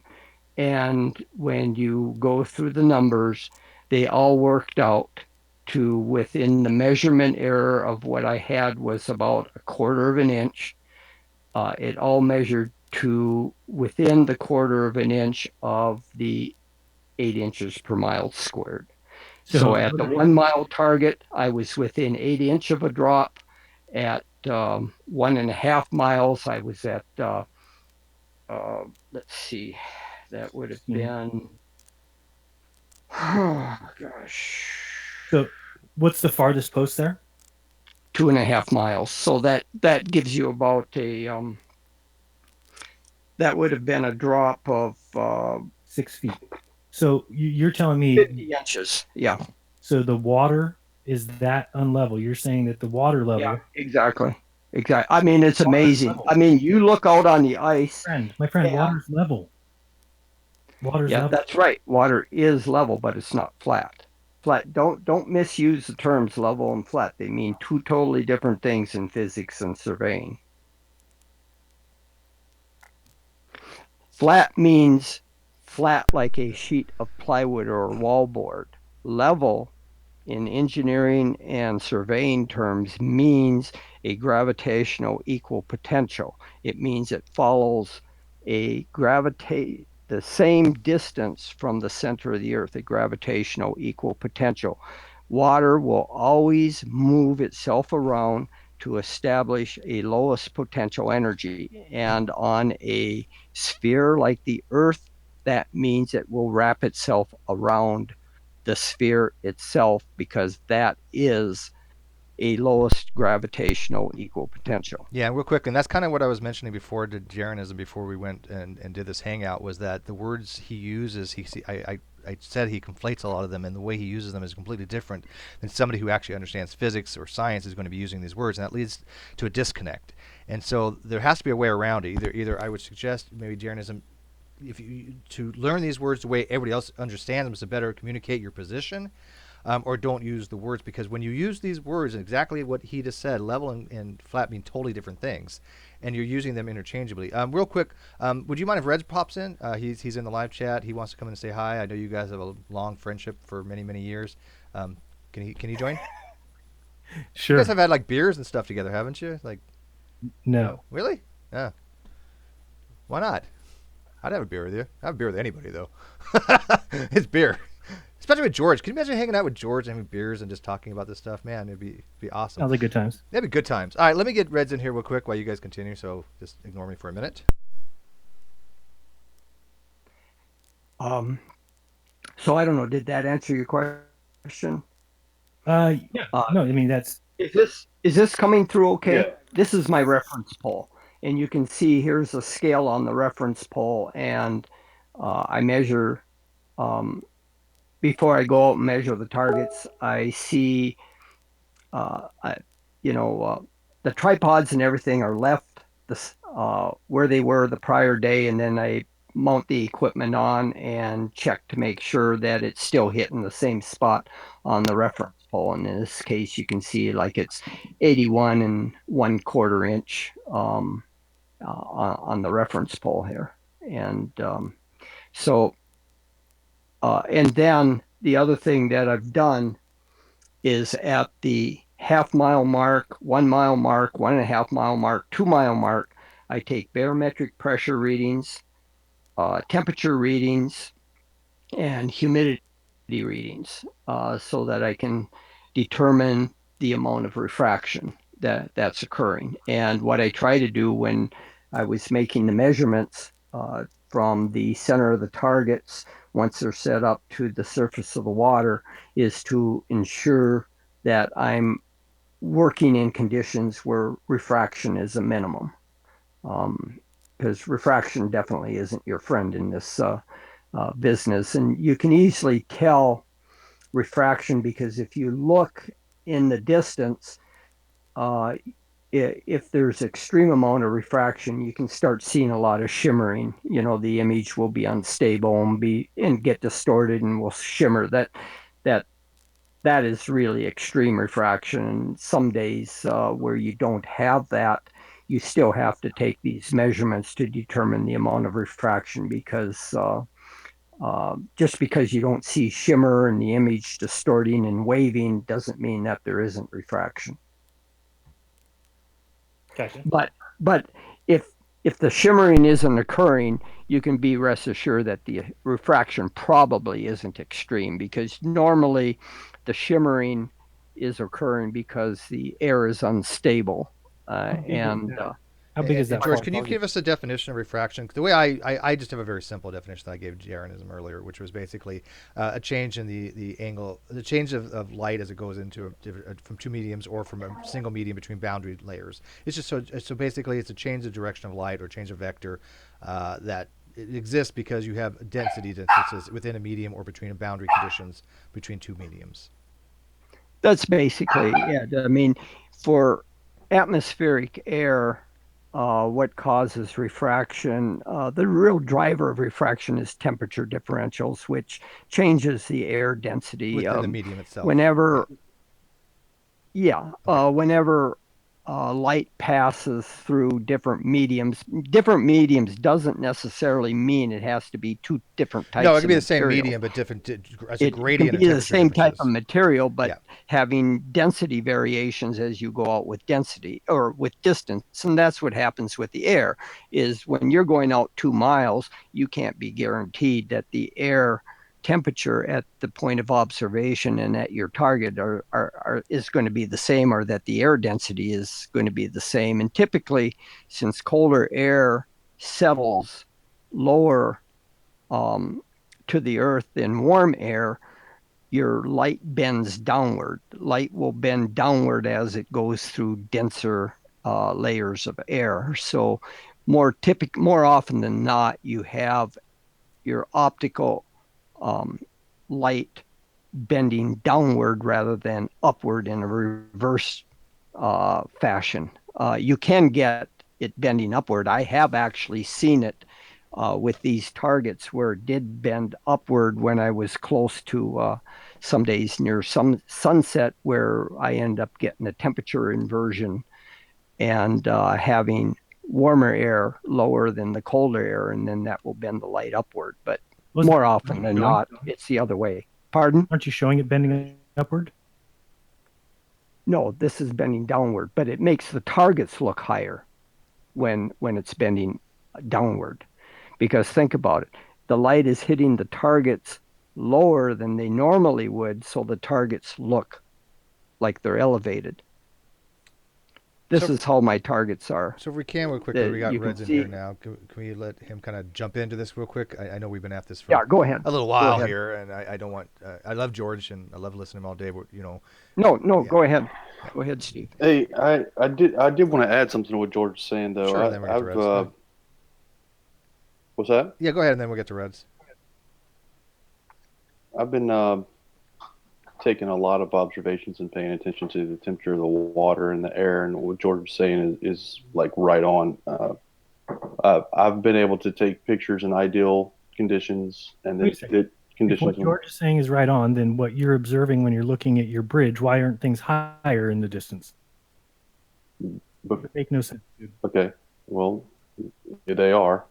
If you They're look at higher than okay. Yeah. So the curve is higher. The curve goes up. It's an up curve, but it goes down. Okay, I'm going to finish saying what I was trying to say. The refraction under standard conditions works against the curve. And if you go play with Walter Bislin's models, you can see what our model predicts. But anyway, when the water is colder than the air, and significantly colder, right? You can get looming, and then when the opposite is true, when the water is warmer than the air, then you can get sinking. And I've been out in multiple occasions taking pictures of basically the same scene, and I've captured each of these things. So this is ideal conditions right here. Actually, this is not quite ideal, but pretty close to ideal conditions here. And you can see how clear the air is, and basically it matches exactly what we expect to see on the globe. Yeah, that looks and then this one right here is sinking, and that's the same building, the top of the Marriott. And you can see that now there's way more obstruction. And then this one right here is just a slight amount of looming right here. But you can see in the looming conditions that the atmosphere is like really hazy. There's a lot of turbulence going on that night. And in this image right here, you can see a rectangle right here. And that's the top of a building that under ideal conditions you can't even see except for just the very tip of it right there. So it's raising the one building higher in relation to the back building. In looming conditions, when the water is colder, then you see that building coming up over the horizon right here. Which goes back to what George was talking about. Yeah, exactly. All right. Hey, Reds. I know it's late. It's late for you. You're awake late at night. Do you realize what time it is for you where you're at? Yeah, it's called the B shift of a job. Are you at work right now? No, I just got back from work. Oh, okay. That explains. All right. Hey, well, go for it. You know your buddy Jeranism. Cape Canaveral's. What's that? Cape Canaveral is very far away, and you got to make that shill money, but we don't call it dollars, we call it shillings. So yeah, exactly. Exactly, shilling. Anyway. All right, but you remember Jeranism, I think, right? You guys got some history. Do I? Yeah, oh boy, do we have history. Yeah, of course. I'm telling you, guys go. How you been, Jaron? Long time no rape. It's been a while, hasn't it? Fantastic. I felt bad for you that you didn't get to go see the Falcon Heavy. Yeah, it's okay. There's a lunch tomorrow I'll be going to go see, and I'm also just making another video in the background, so just please ignore what's currently being screen shared. It's pretty awesome, but you can just ignore it. Anyway, so I have to ask you, with the Falcon Heavy, there was some things said, and basically just rocket launches in general. I don't know if you actually watched but I actually made an offer to you, and the offer was for you to fly down to Florida, where I would pick you up and take you down to Cape Canaveral and give you a tripod and a Nikon P900 to man so that you could film these rocket launches yourself. And then you can tell me with a straight face that it's CGI and fakery. Would you take me up on that offer? I wouldn't. Well, I mean, I would love to go. I wanted to go this 2 weekends ago. I wanted to go last weekend, and both times they canceled down here at Edwards, so I wasn't able to go. But I don't disagree. I don't doubt that they're launching rockets. My point of contention is that little screen switch that you always see, which is the so-called if you see the rocket taking off, we get the good view that you're showing us. We get the view that the ground's showing us. Then the next scene, there's a black switch, and there you go. Now here's the picture of the rocket cone, and supposedly you're in space. You guys all want to believe that. You don't want to question it. So that's the difference between you and I. I question that. I wonder, why is there no continuous feed? Why is it always this scene switch? Why is there always this disappearing from the ground? We just see the thing go out and disappear, but then from their view, we still see the ground. You just turn around and show the ground. It's a different view. Well, here's the thing, though. Here's the thing. In many of your arguments, many of your contentions, you basically ask us to provide you with a bunch of footage. Footage from the ground, footage looking down, footage looking straight up, all of it continuous and unaltered and whatnot. When do I ask for that? When have you asked for it? Like, I don't know, how long has it been? 40 seconds ago? For footage of what? You want to continue footage, and that the problem that you're having is that it's not continuous footage. So my point of contention is that scene switch that has been the same for 30 years of rocket launches. Yeah, that's called video production. They're not concerned about flat earthers and what they want. They're trying to provide something for. Not only that, but if you have multiple cameras that you're trying to show people, then you are going to have to make a scene switch to show multiple cameras. Otherwise, each stream would literally be like 5 hours long, and they're not going to do that. Especially when you're trying to do this shit live. When you launch a rocket, it's live, and when that thing lifts off, you're not going back. You're definitely not going back. When it's gone, it's gone. SpaceX. What's that? You can go back if you're SpaceX. Not the second stage. First stage, maybe. Second stage, not so much. And especially the payload. So if you're basically telling me that your ultimate point of contention is that SpaceX is doing what they have to do in order to have a live broadcast, then I don't actually see where your argument is. What is your argument with the fact that they were able to change their live stream? That doesn't bother you? Change their live stream? What do you mean? Okay, so on the Falcon Heavy launch, everyone that watched it live watched what they showed live. And some people made comments about it, like Smarter Every Day said, oh, look at how these two bottom video feeds look the same, but they're really different. Other people said the same thing. I made a video saying these video feeds at the bottom are the same, and I showed why they were the same. The next day, when you go back and look at SpaceX's footage, they were able to go back and change the live stream. Okay, let me go ahead and give you everything on a silver platter. Okay, could it be, and now I understand this is a crazy thought, but could it be that they simply fucked up the live stream and then went back and fixed something that they actually did in reality? Because Absolutely. Could. Absolutely. Okay, so and then who else? If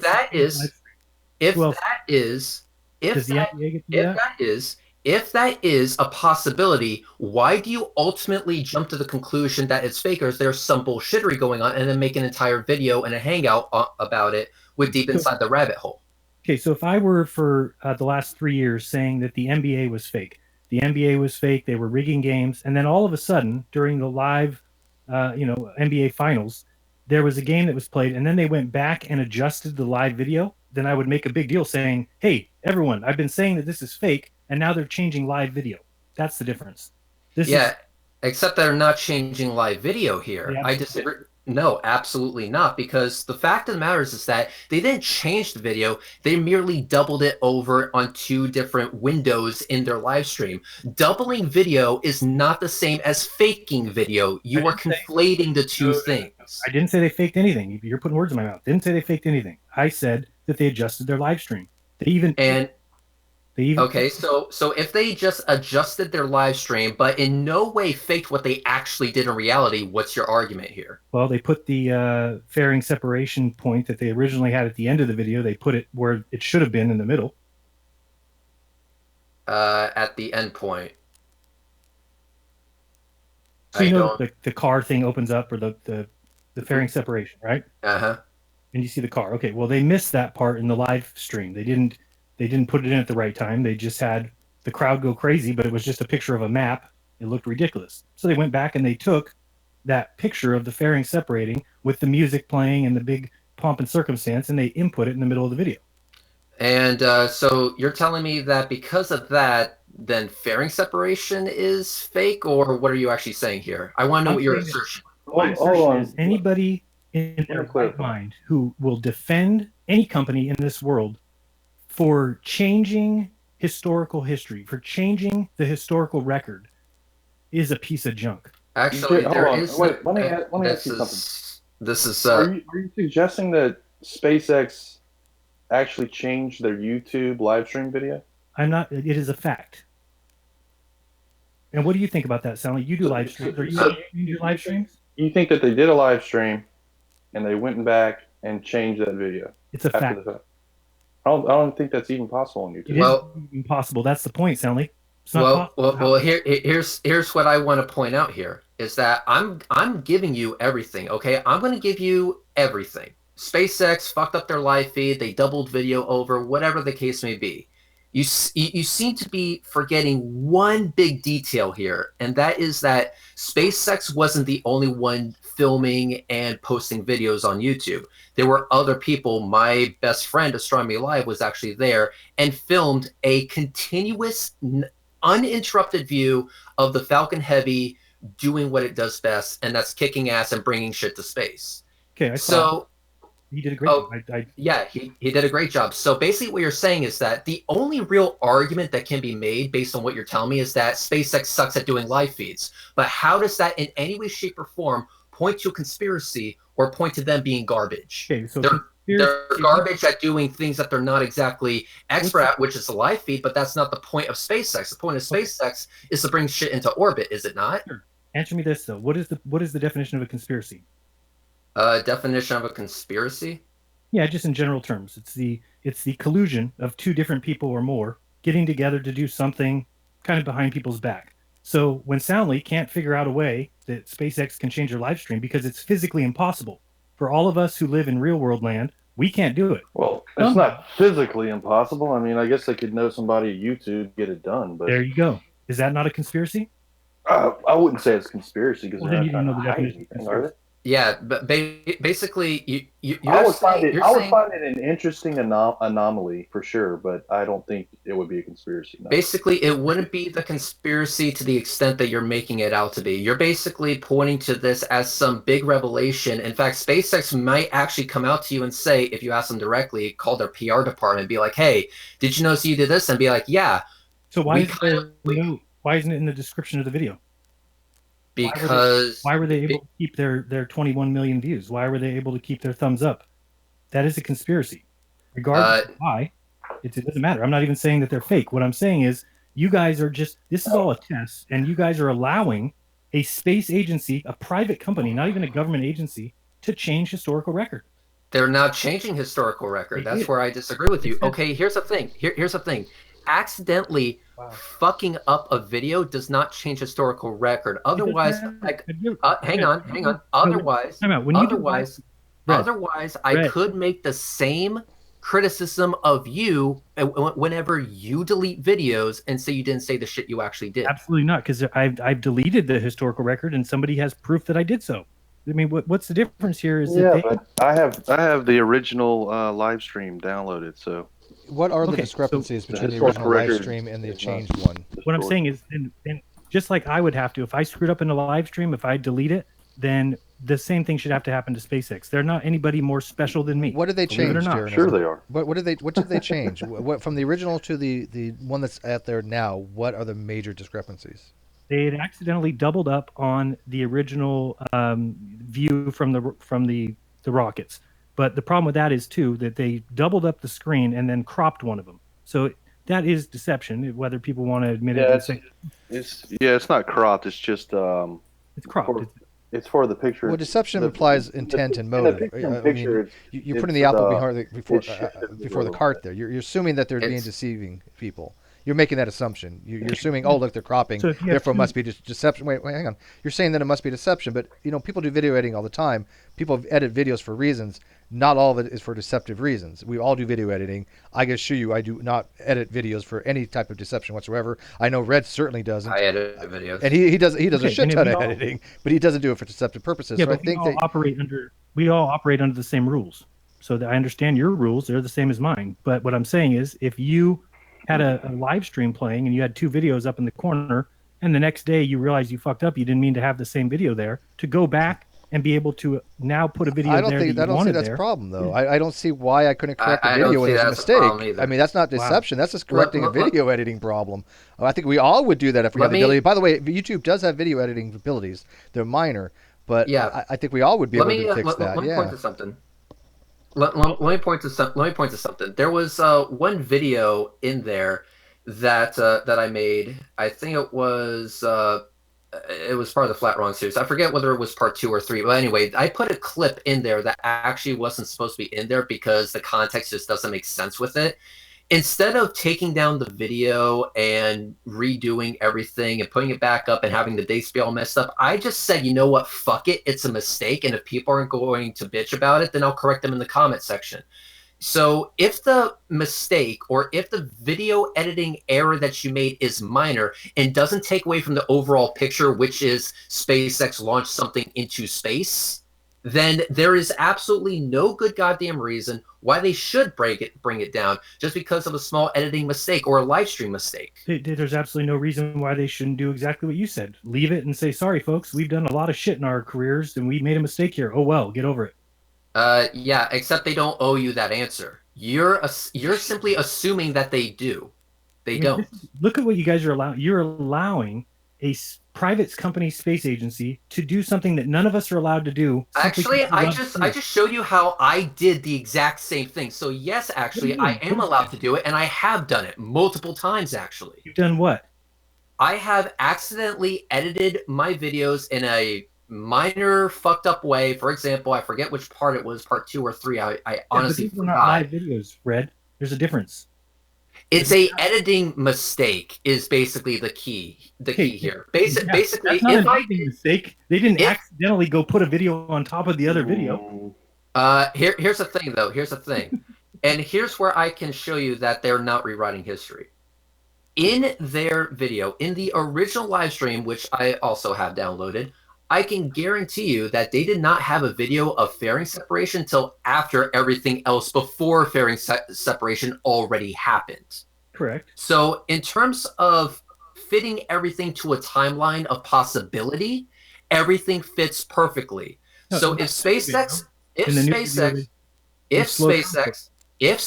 had a live stream, which they did, which they didn't have any ability to edit in real time, mind you, because it was live, all the pieces are there in the order they are supposed to be, which indicates that at the time that was real, it was not fraudulent in any way, shape, or form, and comported with correct history. They're hitting all the key points that you want them to hit on. And I'm sorry, but just because they're a private space company does not mean that I'm going to arbitrarily give them extra shit simply because I don't like them.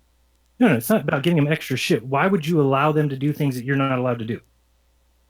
You mean things that I've already told you that I have done? YouTube gives features, opens up features for different people based on their subscription levels, and so it's obviously possible. Live streams. But it's obviously possible to change a live stream after the fact. Yeah, you can. And if the change is okayed by someone at YouTube, then what's the problem? You don't even have to have their approval. Look, this is a live stream right now. When it renders, it becomes a video. You can then go in, and there are video editing things you can do on YouTube to do certain editing after the fact. You can trim the beginning or the end, in which case you have to have less than 100. Also the middle. Okay, but you have to have less than 100,000 views. SpaceX had 13 million, so they're only 12,900,000. They uploaded a separate video, by the way. No, they did not. Oh, they didn't. Okay. It's the original live stream. It does appear to be different. It is different, and it says live streamed on. It's a freaking lie. That's what it is. And I don't even have a problem with it. If it just said on there edited video, changed on this date, they would have no problem with it. But all right, so let me get your argument right. So you're saying that the video they have up there now claims it is a direct live stream, but it's actually an edited video from the original live stream. Correct. Okay. And that's not a claim; that's a fact. I'm looking at the video right now. with the stream, it turns out that there's two videos there, one of Starman and the other one of that one. I'm thinking of Starman. But on the original, when they're doing their live stream, I'm just quickly trimming through this to see if there's any errors in it. Like, for example, if fairing separation happened before the rocket actually lifted off. Which one are you looking at? The original or the one? The one streamed on February 6, 2018. Okay. And I'm looking at it, I'm skimming through it, and I'm not seeing any. I mean, I see the doubling that you're referring to, that I'll go ahead and give you. But as far as the actual series of events and the order in which they actually happened, there's no issue. No, just the one part. If you go to right where fairing separation is on the little clock down at the bottom or whatever, and you hear the crowd go crazy and you hear the music change to the Bowie song. Let me give you a specific Hold on, I was example talking there. real quick. Yeah, I know. I'm helping you out, Jaron. Let me give Well, you. there's a map there. It shows a map, and you hear the crowd go crazy. It didn't play right. It wasn't a good piece of video because they had the wrong video up, and then they took the video that they played at the end and input it there in the new video. Okay, if they have, for example, XSplit has the ability to like double up frames or double up videos, for example. Let's just say they're using that shitty program, God knows for what reason. But again, live streaming is simply not their forte. Their forte is launching shit in the space. So I can see why there would be mistakes and fuck ups and shit that they would want to fix after the fact. Well, nobody gets to do that. So you just when you make actually, yes, we fucking do, as I've just demonstrated. You've not demonstrated that you can put a video over another video on yours. They didn't do that. Yes, what are you talking about? How do you think there's now two screens at the bottom? They just put it over on top of it. In the original live stream that was downloaded after it was done, and not only that, but some people were recording it live as it was actually happening from YouTube, there was dual screens there as well. Okay, so they took a new screen and put it on top of the one in the lower right. No, the most that they could have done, and the most I'm seeing that they did do, was maybe cut the feed in certain sections. Which, by the way, we all have the capability. No. So pay attention, Red. If you go to the video now and you look, I'll give you the time to look. You can see that they just put a video on top of another video. It's clear. I'll show you. All right. Do you have a time code? Yes. Go to not a time code, but go to T plus 747. Okay. T plus 747. On SpaceX's clock. Okay. All right. Somebody's asking. I think it's a good question to Jaron. Are you suggesting that they lied, it's fake, or they just messed up, or all the above, or some combination thereof? SpaceX should not be given any permission beyond what anybody else can do on YouTube. They're not special. They don't get to do. The NBA is special. The NFL is special. Okay, but that's not my question. My question is specifically. Hold on. Think about politicians when they say something stupid. Don't you think they'd like to go back and have that removed from the historical record? Okay, that's what's the ability. Hang on one second. Because I can clear all this up right now. The ability to edit is not the question. The question is, are you saying your argument is that they lied, they faked it, or they just made a video mistake and they fixed it? They're being deceptive and doing things that nobody else is allowed to do. So all the above. They lied, they made a mistake, and... I didn't say any of those. Okay, well, that's what I'm asking. Did they lie? Being deceptive. Deception is a lie. Yeah, deception is pretty much saying that you think they're lying. You don't say you're being deceptive and saying you're telling the truth. That's not how it works. No, there's a difference. I mean, if somebody said, "Hey, Elon, did you change your live stream?" and he said, "No, I did not," that's a lie. That hasn't happened yet. They're just being deceptive. They're just not telling you. All right, go ahead, Soundly. Yes, Soundly thinks he can clear this up. Go ahead, please. Here's the original that I downloaded at T plus 747, and look at these two bottom screens. Okay, you can see the landing pad here. You can see the landing pad here. Okay. Now let's go to the YouTube live stream from February the 6th, and you can see that these are not the same. Okay, that's what Jaron's talking about. Yeah. Now go back in the restreamed one, the most current one. Go back to like maybe 5 minutes before that, 3 minutes before. Well, I mean, I think that pretty much shows that it has. I want to show you how they actually just put a video on top of another video. Keep going back a little bit more. This kind of gets away from the original point. If I can get back to it. Back a little bit more. before that. There you go, right about there. Yeah, you can see the video is just placed on top of the other one. Oh yeah, I can see that. Yeah. That's a shitty job. It's deceptive because if you're going to make a change like that, just put it in the description. Hey, edited on this day. What's wrong with that? If you I think edit it's your I think content, it's an interesting anomaly because I'm not sure how how a normal Joe Schmo could do this, but even when we, but I when we don't. But it's not deception, dude. It's not. it is deception Well, I think because you're What arguing if- motive rather than. I mean, you're taking facts, not an evidence. You're assuming that it's being deceptive, and you don't have any evidence that's deceptive at all. We have evidence that they've obviously overlaid, and they're probably shitty at doing video Okay, editing. okay. Here's Go the ahead. thing. Here's Yeah. the thing. Here's the thing. Red, I go want to ahead. bring this up. Okay, because this is actually important here. Let's hypothetically say that they're giving the special tools and special equipment that none of us have access to. Okay, once again, I am perfectly okay with giving you that, not only on a silver platter, I'll fucking gold plate it as well. Okay, what if, now this is just a big what if here, what if they did that to make the record better reflect reality, better that's reflect not what how life works, dude. That you don't get to pick and choose who gets to go back in history and change. Yes, you do. I will. Jokes. I will. This I is will. practical. Hang on, this hang is on, practical hang on. reality. Okay, people that have money never mind. pay YouTube to get the tools that they need. That's how it works. Okay. Let me go ahead and get this out here. Okay, if I am flying something, a rocket or whatever, and I have multiple cameras around this son of a bitch. Okay, and in the live feed, I accidentally double footage, but I have other footage that gives you more context as to what actually happened. You're basically saying that on when me, a person that wants to just set the record straight, going back in and fixing it so that the record better comports with reality, you're saying I can't do that and that I'm a shithead for wanting to do that? Should we trust you, Red? Should you be trusting of people that they're always going to go back and correctly adjust their live stream? I don't know. Let me go ahead and think about that. So if I'm doing a live thing in front of thousands upon thousands of people with their own recording equipment that can very easily call me out on my bullshit if I were to fuck something up. Thing though, Red, do people get to film NASA spacewalks themselves, or is that just one group doing that? Here's the thing. Now, why not doubt whether anything live from NASA wasn't edited the next day? Because hold on. How do we know? How do we know? I'm asking you. I used to think things were live. That's something that I could count on. Well, the problem, Jaron, you keep on using the word edit like it's a pejorative. And editing is not a pejorative. Okay, we all edit videos.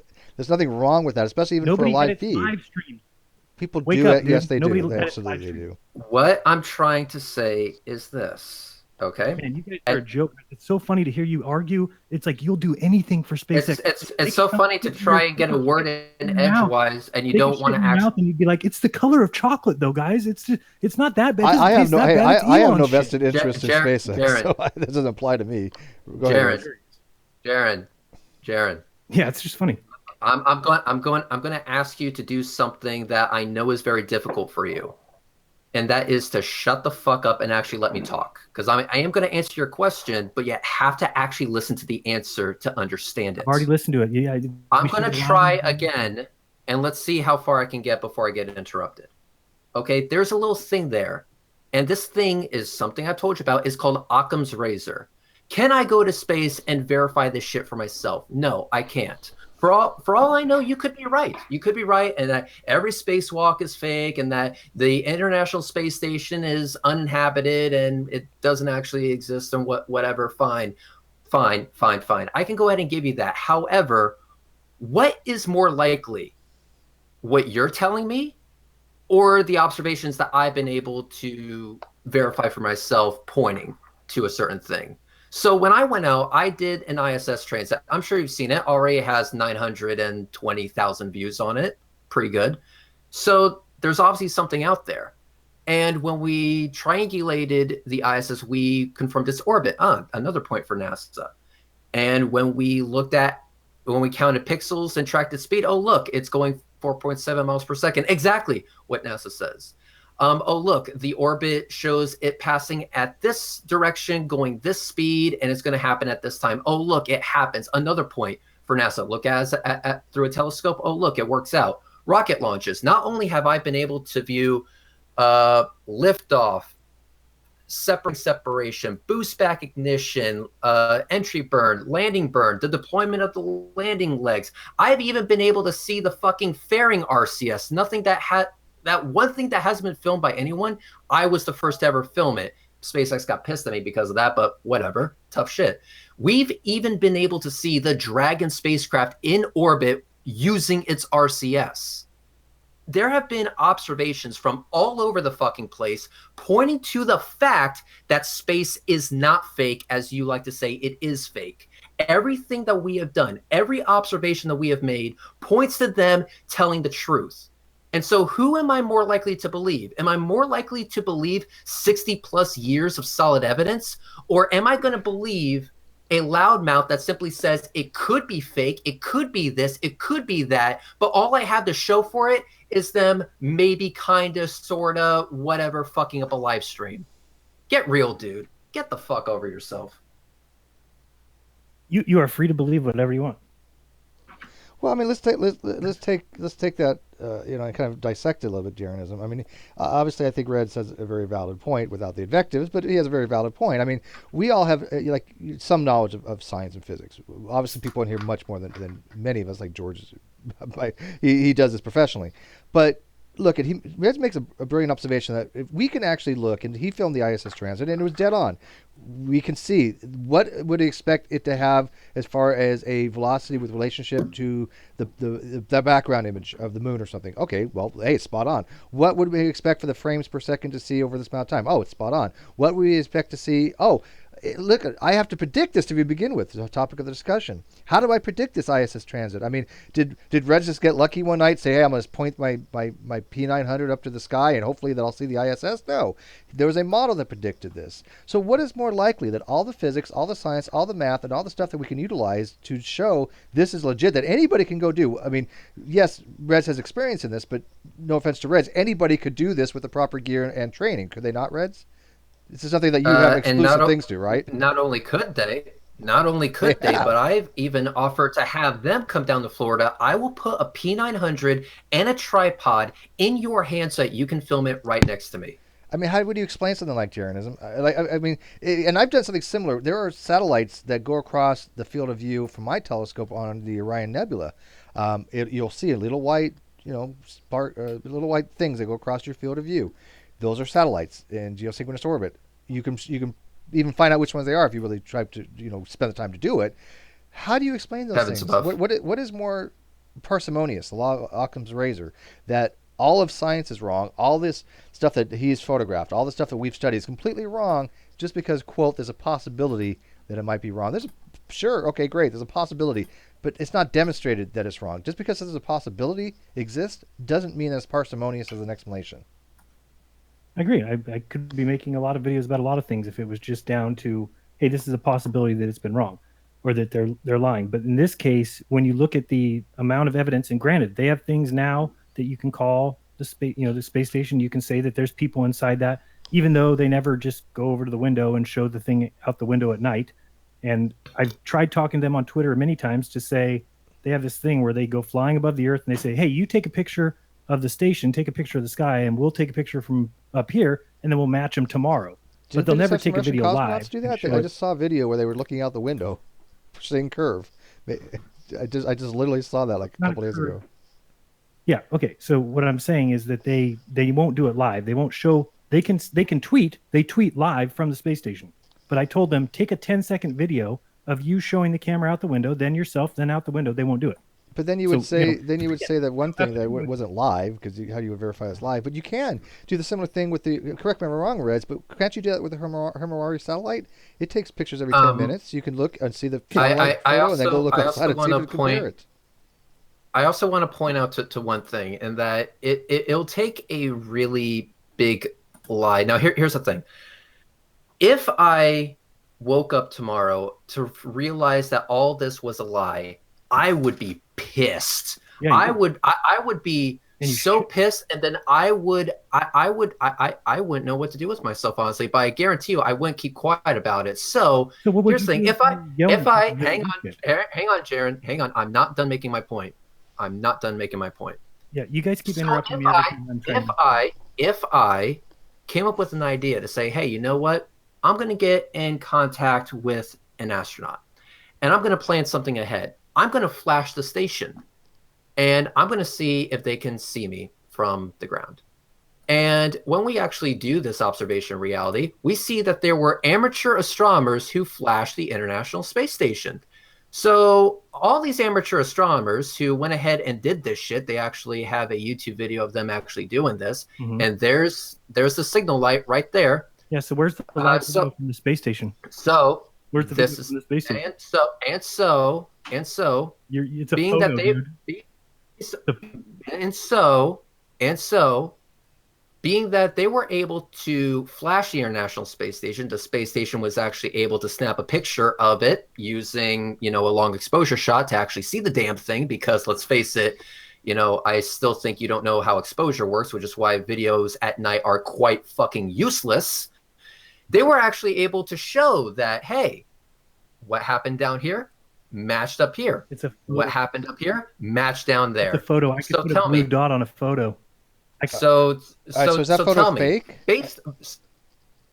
tell me, based on Occam's razor, am I going to focus on the possibility that it could be faked, or am I going to focus on the more probable explanation of they actually flashed the ISS and they were actually able to see the damn thing from orbit? I don't know. When you look at the fact that there's only been less than 500 people that have ever been to space, when That's you look not at the the fact question, that we went to the That's not the question. Jeranism, the question is, Can you're talking about let me this talk photo. for once. I don't know Can why I you're talk answering for a different second? questions than the question posed to you. One thing we do try to do is we answer questions directly, and everybody kind of abides by that. You were asked a direct question Great. about the photo, not 500 people been to space. Is that photo fake? What was the? Is it parsimonious? Yeah. More parsimonious that is a legit picture What do that you they mean? flashed, or is Not that what they stated. There's nobody. No space station person, no astronaut took that picture. It could have been taken from a high altitude plane or balloon easily. Okay, Easily. so right there, that is an assertion. Now I expect you to back it up. so? Okay, You're my saying assertion is. Go ahead. What? I want to clarify your position. You're not saying it's fake. You're just saying that it wasn't taken from the ISS, but it could have been taken from some other altitude from some other thing. Is that what you're saying? It could have been taken from the ISS. It depends what you're calling the ISS. If you think that the people that you see on TV, like Peg Whitman and those people are astronauts that are in the space station, no, it was not taken by them. Okay, that's a That hell of a is- claim, actually, though. Exactly. And one thing that you will notice, and he has a history of doing things, of making claims and not being able to back it up. That's why I want to actually hold his feet to the fire here. You just made an assertion that this photo that was taken from the ISS is fake, and you've only seen it for 45 seconds. I know, So I've I seen it. expect I've you. built into Hang that. on. Well, so he I did say it was expect fake, you- Rich. Right? Wait, hang I on one expect sec. you. I want to be fair to him. He didn't say it was fake. He said his assertion was it was not taken from the ISS. He does not say it's fake. He could have been. It's a real photograph taken from something taken else. from the sky. Now he has to demonstrate, Yes. though, what evidence he has that it was not taken from the ISS. Okay, I have evidence by showing you any high altitude footage taken from a plane and saying those pictures are taken from a plane. Period. Why would I need more evidence than that? Except you don't. And all I of don't the what? in all of the so-called examples that you have shown me of, like, this was taken from a plane, this was taken from a plane, this was taken from a plane.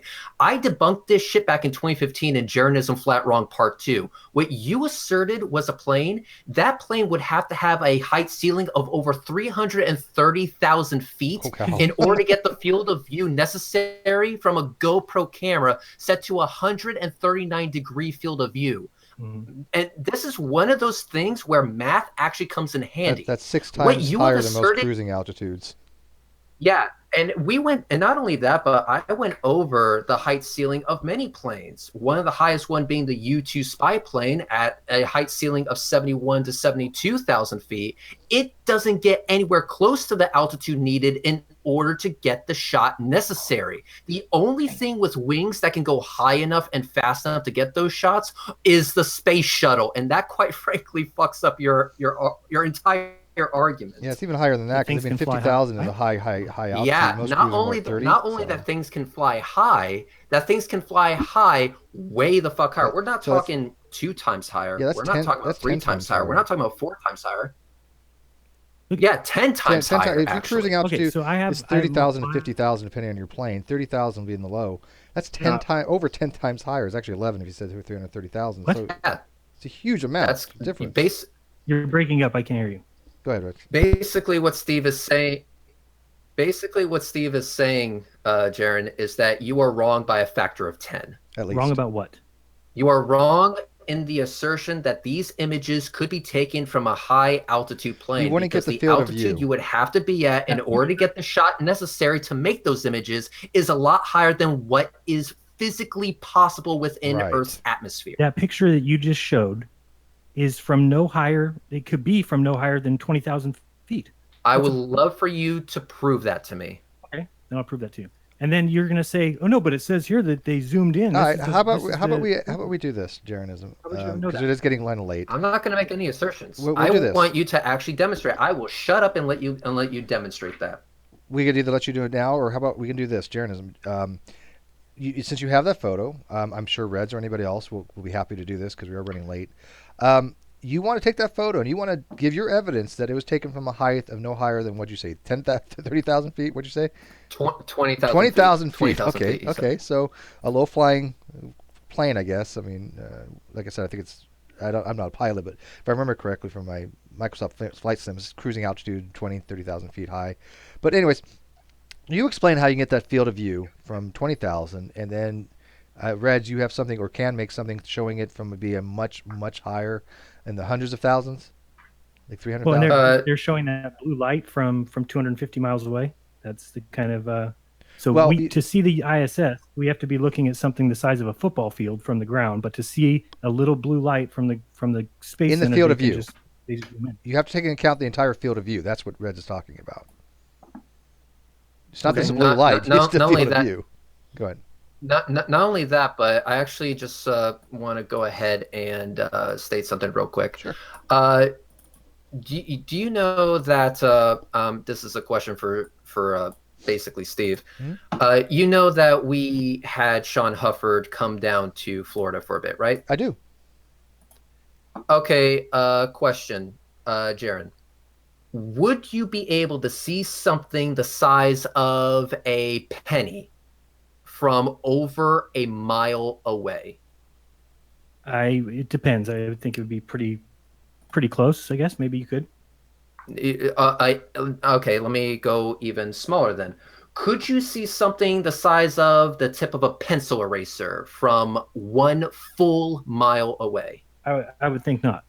Okay, what if I went even smaller? How about just the tip of a sharpened pencil, or maybe just round it off a bit? Round it off just the lead of the pencil. You wouldn't be able to see that from a mile away, right? I don't think so. I've never tried it. Perfect. Okay, and what I'm going to show you is the tip of something seen from over a mile away. So here it is, and there we go, and screenshot. That's my laser at Sean Hufford's drone. The tip of that laser is no wider than the tip of a pencil seen from over a mile away. Lights are different, dude. So yes, you can actually see lights, especially bright ones. They were using big ass industrial spotlights and a 1-watt laser to actually do this. Yeah. All of them pointing at the same spot at the exact same time. Yes, you'll be able to see something that small, that far away, because it is producing its own light source, and it's a focused light source at that. Yeah, and that is my laser pointed at that drone, and that drone is over a mile away over a lake. And pilots will tell you that green lasers especially affects their vision. That's why it's illegal. It's federal against law to shine a green laser or laser. Why do you guys always do this? You're like pretending like you're making a point. I've done lasers across miles and miles too and seen them. So what are we arguing about here? And what the hell is your actual argument? You're saying that you think you what said. The hell is the difference between a pencil lead, dude, and a light? Then what was the point of bringing up the size of the International Space Station as it was relevant? Oh, you have to see something the size of a football field from 200 miles away, but when looking down on Earth, it has to be this size. Not if the thing that you're looking at is producing its own focused light source, dude. Okay, we see the ISS and it's reflected light, right? No, we also see it in its silhouette when it goes across the moon, as you saw in my video. Okay. The math works out. You can see the and a ISS. silhouette means Okay. it's obviously blocking the light from the moon, so it puts a negative image on. There's black, so you can see it. Yes. And then it's Correct. also being illuminated as well, I'm sure. ISS. So Let me see. No, let I me didn't see say that either. what argument is. Okay, what's your argument against my footage? I have none. Oh, okay, so it's real. Yeah, I've taken videos of it. At least I can get it with having that H shape. That's the best I can get. yeah, and actually somebody Okay, else just then recently what did are that you with their actually trying to iPhone. Who was it, Reds, that actually had it? Was a part-time vegan that took a picture on an iPhone with the ISS and wasn't sure what it. I mean, they thought it obviously could have been the ISS, but you actually demonstrated in modeling that somebody had shown that it was that H shape, and they actually showed, hey, this is it. This is the ISS. That was Who was that? That was Anthony Lively. I'm sorry, Oh. Riley. Yeah. Oh yeah, he Yeah, might be that getting was- he might be getting really tight lately. Yeah, he's Well, he's- yeah, exactly. It just be sure he leaves the purple dildo behind. Yeah, I've already Anyway, asked him to correct a couple things. He has not yet. Basically, So what I'm trying now to my say breath. here Okay, is so that that's you guys can believe that picture all you want. That doesn't bother me. okay. Well, but it's my question still stands. My question is, if you were to follow Occam's razor, what is more reasonable to believe that NASA, with 60 plus years of solid evidence, and given the observations that myself, Sean, and Soundly, and also to a lesser extent Steve have done, pointing to that thing, or you? What is more reasonable? You can believe that people went to the moon in 1969 and that technology Not with my all question. advances have done nothing. You can believe that all you want. You can believe that NASA Not my question. spends $53 million a day. You can believe that all you want. We're glad we have Not my permission from you to question. do that. I am happy for that. Thank you. We believe that anyways without permission, but I don't think Yeah, that's really but- addressing his question.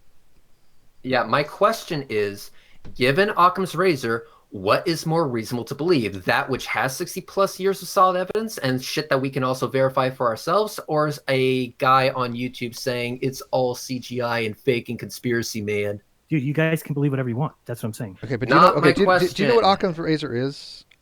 I know exactly what Occam's Okay.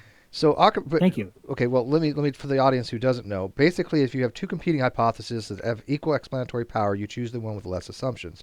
That's basically what it is. Now, these are not Exactly. competing hypotheses, and I don't think they have equal explanatory power, but the parsimony principle, the principle for parsimony, applies. So in this case, Reds is saying, look, all these people have studied this stuff. All these people have evidence. All these people can show this to be the case. I mean, there'd have to be a conspiracy of millions of people in on it. And I'm sorry, people just are not like Not that. true. Completely not true. Okay, well, let's say hundreds of thousands I have at to call. least. I have to Yeah. call bullshit on that. Not Yeah, true. I don't see how you can make a valid argument that what you're saying is parsimonious to what Red's explanation is. I just don't think that's a valid argument, to be honest with you. You can say, Well, because yes, when you're talking about trillions of miles, you can walk outside and you see 3 miles to the horizon, but you can see trillions of miles to other suns in the sky. Believing that Yes. there's endless space. That Yeah, we're- there's a reason that we Right. can only see 3 miles, and that's because there is a horizon in the way. And when you're looking out into space, there's nothing in the way. And also, those points that are Wait, trillions and so- trillions so of the miles away horizon has- have their own light source. Hori- It does, because unfortunately for you guys, the horizon exists, which kind of fucks flat Earth up the ass sideways. But that's a topic for another So time. why do railroad tracks? So that just happens to be that the distance that things go to a point is exactly the same distance that the Earth begins to curve away from you. Are you talking about the law of perspective? So on the moon, Red, would a railroad track look like it does here on Earth, or would it look completely different because it would go over the hump while the railroad track hasn't met yet? I have no idea what you just asked me. Can you repeat that? On the moon, Uh-huh. if there was a railroad track going away. You're looking off in the distance. Would it look like it does here on Earth, or would it look different because it would actually have the railroad tracks going over the curve before they met? Before they met. Well, actually, it depends on your zoom level. But if you're talking about no zoom, Naked no eye. optical aids whatsoever, naked eye, then yeah, I'm pretty sure they would meet before they went over yeah, the the moon's horizon. still a 'Cause pretty when they big meet, object. would It's like- actually be a little bit closer. The horizon is at roughly over 3 miles away. yeah, the moon's a For pretty big object. 6'6" observer like myself. Wait. This still doesn't answer my original question. Just want to make that very fucking clear. What No, was it your hasn't. question? My question was, again, what is more reasonable to believe? That which has 60 plus years of solid evidence and also has amateur astronomers that can go out and verify this shit for themselves, or a guy on YouTube that says that it's all possible to be fake, it's all possible that they did this, it's possible that they do that, but yet have nothing to show for it. Which of those two options is more reasonable to believe? You know what? It's probably more reasonable to believe that their astronauts are not up there lying to us. It's probably more reasonable to believe that NASA does what they say they do. It's probably more reasonable to believe that everything we're taught is true. It's probably more reasonable to believe that these scientists from 1700 actually got everything correct. That's probably more reasonable. The truth is, if you look into it and you actually do real research and looking into it, you will see that it falls apart continuously. There's people who have lied throughout the way. You've seen people who have pushed things into their own personal worldview when they had two options, when they looked at two things, said observationally, we could go this direction or we can go that direction. They always chose the one that met their worldview. Okay, and they went that direction. Soundly has a question. Unfortunately, that is a pretty heaven burden proof, and every single time you have even attempted to demonstrate that, it has fallen flat on its face. Yeah, Soundly has a question. I have one quick question before I turn over to Soundly real quick. But Jaron, you say just real quick, if I may. I can demonstrate that later. When you say do the research, can you quickly tell us, who have most of us have been to college or have some kind of college background or used to read a lot about these topics and science and things like that? When you say do the research, can you give us what you mean by do the research? Could I go to a physics book or could I go to a college and learn about these topics and go, oh, I see that the Earth is flat? So what do you mean by research? And then Soundly gets the next question. You need to actually be able to review evidence and not just from where default to everywhere. That's sources. What evidence is. Just give me your sources of where to find this evidence at. Well, if you only take the people who believe what you believe, guess what you're going to believe at the end of that? That's not what I asked. Where do I find the evidence to go do research that you're suggesting that would lead me to conclude that the Earth is flat? All of my videos. Watch all 300. Okay, so this goes back to this goes back to Red's original question, which is more likely. There you go. I think he answered your question, well, sure. Red's. I mean, he in an indirect way, he is basically saying that you're talking about what's more likely to be true. Then sure, somebody on the outside surface. We couldn't have all been lied to. They couldn't have sat us all in desks and told us all the exact. That's not what I said. That's not what he said at all. One more follow-up question, Jaron. So your videos so people researching your videos. Where did you research to do the research for your videos? Where's the primary sources? What do you mean? I mean, I read constantly. I mean, I've read Haley. I've read physicists. That's not reason. I'm asking you. I can't do what you read. Where do I go besides your videos that you did research on? What did you research to make your videos that I could go to the primary sources and research? Do you know how much stuff I'd have to give you right now? What are you talking about? Give me. I can give you just one. Sure. I can give you one. Yeah. Okay. His research does. Okay. I'm just going to come out and say it. It's non-existent. Oh. The reason why I can say it's non-existent is because all you have to do is go to Cool Hard Logics and I think it's episode 6, Sphereless of World of Batshit, and you'll see the extent of his research and how he gets pretty much everything wrong. And in fact, I'm not done yet. And on my video, the Fuckery Counter Challenge Jeranism Part 1, you will hear him say, if something is true, it just feels right. It doesn't need evidence or mathematical proofs. Basically, his evidence is simply whatever gives him a warm and cuddly feeling inside. Is that what you said, Jaron? He has said that himself. I have that recorded, and I can. Jaron, is that your idea of research? Right now, if you want me to. Yeah, I believe you, Reds, but I mean, I want Jaron. What? I believe Reds, but Jaron, I want you to acknowledge that. Is that really what you think is research? Are you really asking that question? Yes, I'm pretty direct in my questions, as people will tell you. I have a recording of you saying exactly that. I say what? The research, that's all that matters? Yeah, it's that if something is true, it just feels right. It doesn't need proofs or mathematical formulas backing it up. Basically, mathematical formulas. Mathematical formulas do not prove anything. That when mathematical formulas, like for example, the law of perspective, actually fuck your argument right up the ass, then yes, formulas are important. And they do prove stuff. Yeah. I mean, you do use formulas and proofs. They can back up reality. That's what they can do, and they can help us with projecting things out. Exactly, they back up reality, and the reality that they're backing up is not one that agrees with the flat Earth concept. Yeah, I gotta tell you, Darren. I mean, I'm trying to be. I believe me, I'm giving you so much principle of charity here you don't even probably know. But I'm trying to suss it out. But I got to tell you, what Red is saying is so much more the most likely case, parsimoniously speaking. I mean, you can't Of make the course, argument dude. that your videos It's are more like, likely to be the case than what we all so know funny because to be about science. it's so funny. It's like listening. You're like Christians to me. You're like Christians I'm sitting around agnostic, listening so, to you know. Hovind saying it seems more likely what Hovind's saying here, guys. It really does seem like I believe what he's saying That's because a false he's a equivocation preacher. if I've ever heard You it, just actually. are all you're just Christians to me. No, that's a You're false just you're just equivocation because Hovind doesn't use evidence for the not a same false reasons. equivocation. It's identical. I mean, I It's criticize because you believe the Kent for same the same thing. reasons, though, Jaron. You think you think that should be impressive? Well, hang on. I think Kent's it's been on my impressive. channel like Christian, I don't 8 believe what times, Hogan's saying. and every time Kent's Hang been on on, my hang on, channel, hang on. I've criticized him for this. Steve, What would Yes. I think? Steve, What, would you I'm talk to me? gonna tell you something, Steve. I'm gonna tell you something. See, when I said that I was doing research on flat Earth, a lot of people thought that I was going to go to blogs or I was going to read books or stuff like that. I'm going to go ahead and admit something right here.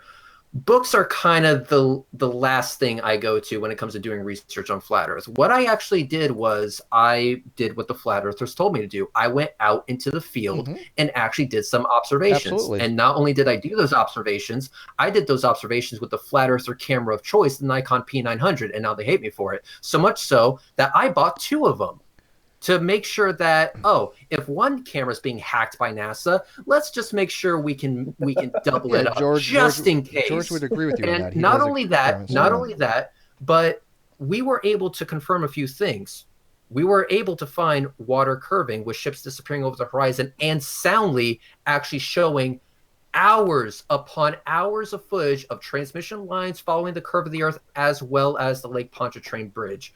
I was able to show the International Space Station transiting the moon at the speed and at the scale that would be needed in order to match what NASA has been saying. I have gone to not 1, not 2, but 22 fucking rocket launches, seeing everything from boost back separation, fairing separation, even seeing fairing RCS, that one thing that no one thought even existed. And guess what? I filmed it with my own camera. Not only that, but people on the other side of the planet have seen the Dragon spacecraft in orbit with its fairings completely off and it jettisoning it using, I should say, its RCS. We have been able to go out into the field and do the research and do the mathematics that flat earthers tell us to do.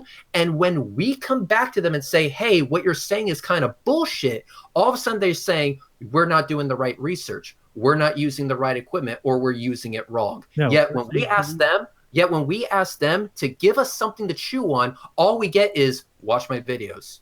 Yeah, I mean, Darren, I did ask you, what your idea of research is, and real quick, I mean, you do agree that Reg actually is doing his research. I mean, you can't say he's not doing research when he's doing his own experiments. And by the way, I do have to end this soon. Sure, It is getting late. People, they could go and watch David Copperfield make things disappear. They can film it on their camera, but I'm not so dumb to say that's proof of anything. All right, it's proof that they would show.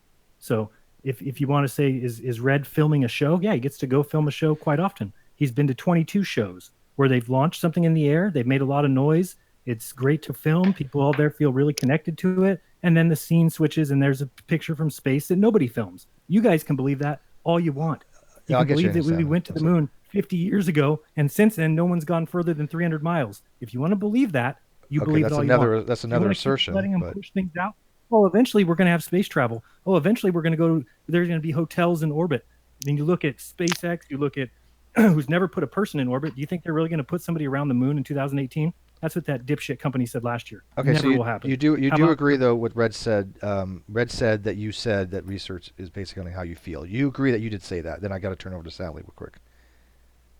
Whether I said that or not, it doesn't. But did you say it? It's a yes or no question. What research is? If I said it in like passing comment, like what's true is what feels right. All right, so maybe been a throwaway comment then. I'm trying to give you principle charity. The only thing you need to do for research is look at what you feel feels good. Okay.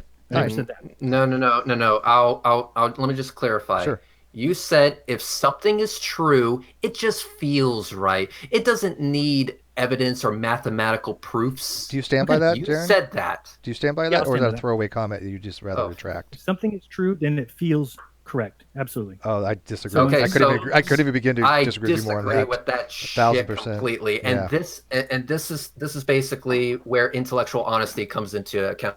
Oh, anyway. Yeah, I Next. have to What fully do you mean? disagree with that. But well, let's get What to am- Sally. Sally's been patiently waiting. yeah, Sally. I'm shutting up. If something is true, then it feels right. You'll That's recognize so it not as being the true. case. So not the case. I know Okay. many Well, yeah, things that because doesn't. you believe that you I can give you 25 what's trillion called. miles. So I Yeah, really real quick. for truth. I mean, there are such thing called veridical paradoxes, where things are paradoxical because they are not real true paradoxes. They seem like a paradox. They feel like they're not true, but they are true. So I don't think what you said even remotely holds to the case, because there are many instances of things that we don't accept as true, even though they are true, and vice versa, the converse as well. So feelings has nothing to do with the reality or something being true or not. Men tell us. That's why. The way we find We truth believe is when- because our theories of truth that we use, and everybody has their own, ways of coming to truth determination. But anyways, Soundly, why don't you get in here real quick, because I got Elon Musk. Elon Musk says that his picture of Tesla car in space was true. It was because it looked so fake. Probably the dumbest statement ever made by any human. that was a throwaway comment. But anyways, Stanley, go ahead. Okay, so going back to the rockets, the SpaceX launches, and you're trying to compare those against David Copperfield illusions. Only you pay for it. Exactly. Whenever wasn't it David Copperfield that hid the Statue of Liberty? Yep. Yeah. Okay, so do you think that everyone in that area, like a circumference around the Statue of Liberty, didn't see the Statue of Liberty? Now it's probably the same thing as NASA does and cordons off a whole half of a circle that nobody can go anywhere near there. If you're a boat and you happen to be out in the water, somebody was at the statue. I'm assuming that security guard, somebody was at the Statue of Liberty and could see it quite clearly. It was an optical illusion that was presented from a specific angle. With the rockets, with the rocket launches, there's people everywhere. Not everywhere. Yeah, everywhere. Actually, everywhere. That's a very around good it, point. from- The Statue of Liberty, if you look into that, is very small arc that the illusion would work on, and you don't have 360-degree field of view around the Statue of Liberty when that I illusion just was told being you done. that I think So, they're launching The point I'm trying to make about the rockets is Did I not say that they not launched only things? can people see it around from all different angles, they can triangulate Not all different its angles. position, and they Dude, can triangulate. I'm not going to let you its tell height. lies. Go sit out in a boat in the water in the Atlantic Ocean. Go sit out there and watch a launch. See what happens to you. Dude, Okay. there are people on the beach You said all watching around. it, and there are people on the Full of opposite shit. side watching it. Full of shit. There's videos on YouTube. I'm not full of shit. It's on YouTube, dude. You There's said people videos can of it. watch launches from all around, and that's bullshit. If you're There's anywhere out in the people water, on, you will there's be people arrested. on top of the freaking building that the rockets held in before it's That's blown one out to direction. the launch pad. Okay. There's hang on. people where Red's rhetoric Great, is that's at, not and there's all people around. on the other side on the beach looking at it. Great, that's Dude, not all it's around. seen from all different angles. Let me You just calling it a lie. You just calling it a lie is just you being denialist. What are you Anyway, talking the about? point is, He said you can see I'm it from trying all to get angles. to my original point, You which said is- all angles. It's a which lie. is, have you triangulated the position of the rocket? No, Have because you I think that they launch rockets. You didn't Two hear me. people on opposite sides can triangulate the position of the rocket and tell you exactly how high it is. Okay, great. And Red, I think you, Launch rockets. Astronomy Live should do that next time. Yeah, I think we should. So here's let me show you something. Port Canaveral, rocket launch viewing. To the south. Okay, and I said Over rocket- here. This over here. I know how rocket Payland, launches work. and over here. This beach is public. Yeah, I know how rocket. And guess what? That is to the north. This is Titusville, which is to the west. Mhm. This is Sharps. Mhm. This is the Groves. Mhm. This is the Vernon. All of these locations Mhm. are free to get to. And guess what? There's the Air Force Station. Here's where the Falcon lifts And I off. said There's where they the launched- Atlas they takes off. launched And guess the what? rocket. And guess what? And guess what? This counts. This entire area counts as all around. So I And think I you owe said- Soundly an apology. I absolutely do not. I told you that I think they launch rockets. What part of that did you understand? I said that when they switch the scene, when the thing goes out of view, is when they pull the trick, which is out over where? Show me where over the land that people get to watch it go to space. Dude, the point is that the people in those locations can triangulate the damn rocket. They can tell you where it's I at. said that the rocket launches. What are you talking about? When it's in the freaking air, they can triangulate it. They can tell you how high it is. True. I said that that's true. So keep arguing with the same point to me that I think is true. Where can okay, so whole original assertion that you made, which is that they can't see it all around, and they can. He just showed you that. I said when it gets out of your view, when they switch the view and the thing goes off and dumps out in the ocean, nobody sees that. He's trying to divert. Yeah, I'm diverting. This is what I've said the whole time. It's been my argument from day one. Actually, we're talking about what you just asserted about not being able to see the rocket launch from all around it. Because I said you cannot be in the ocean.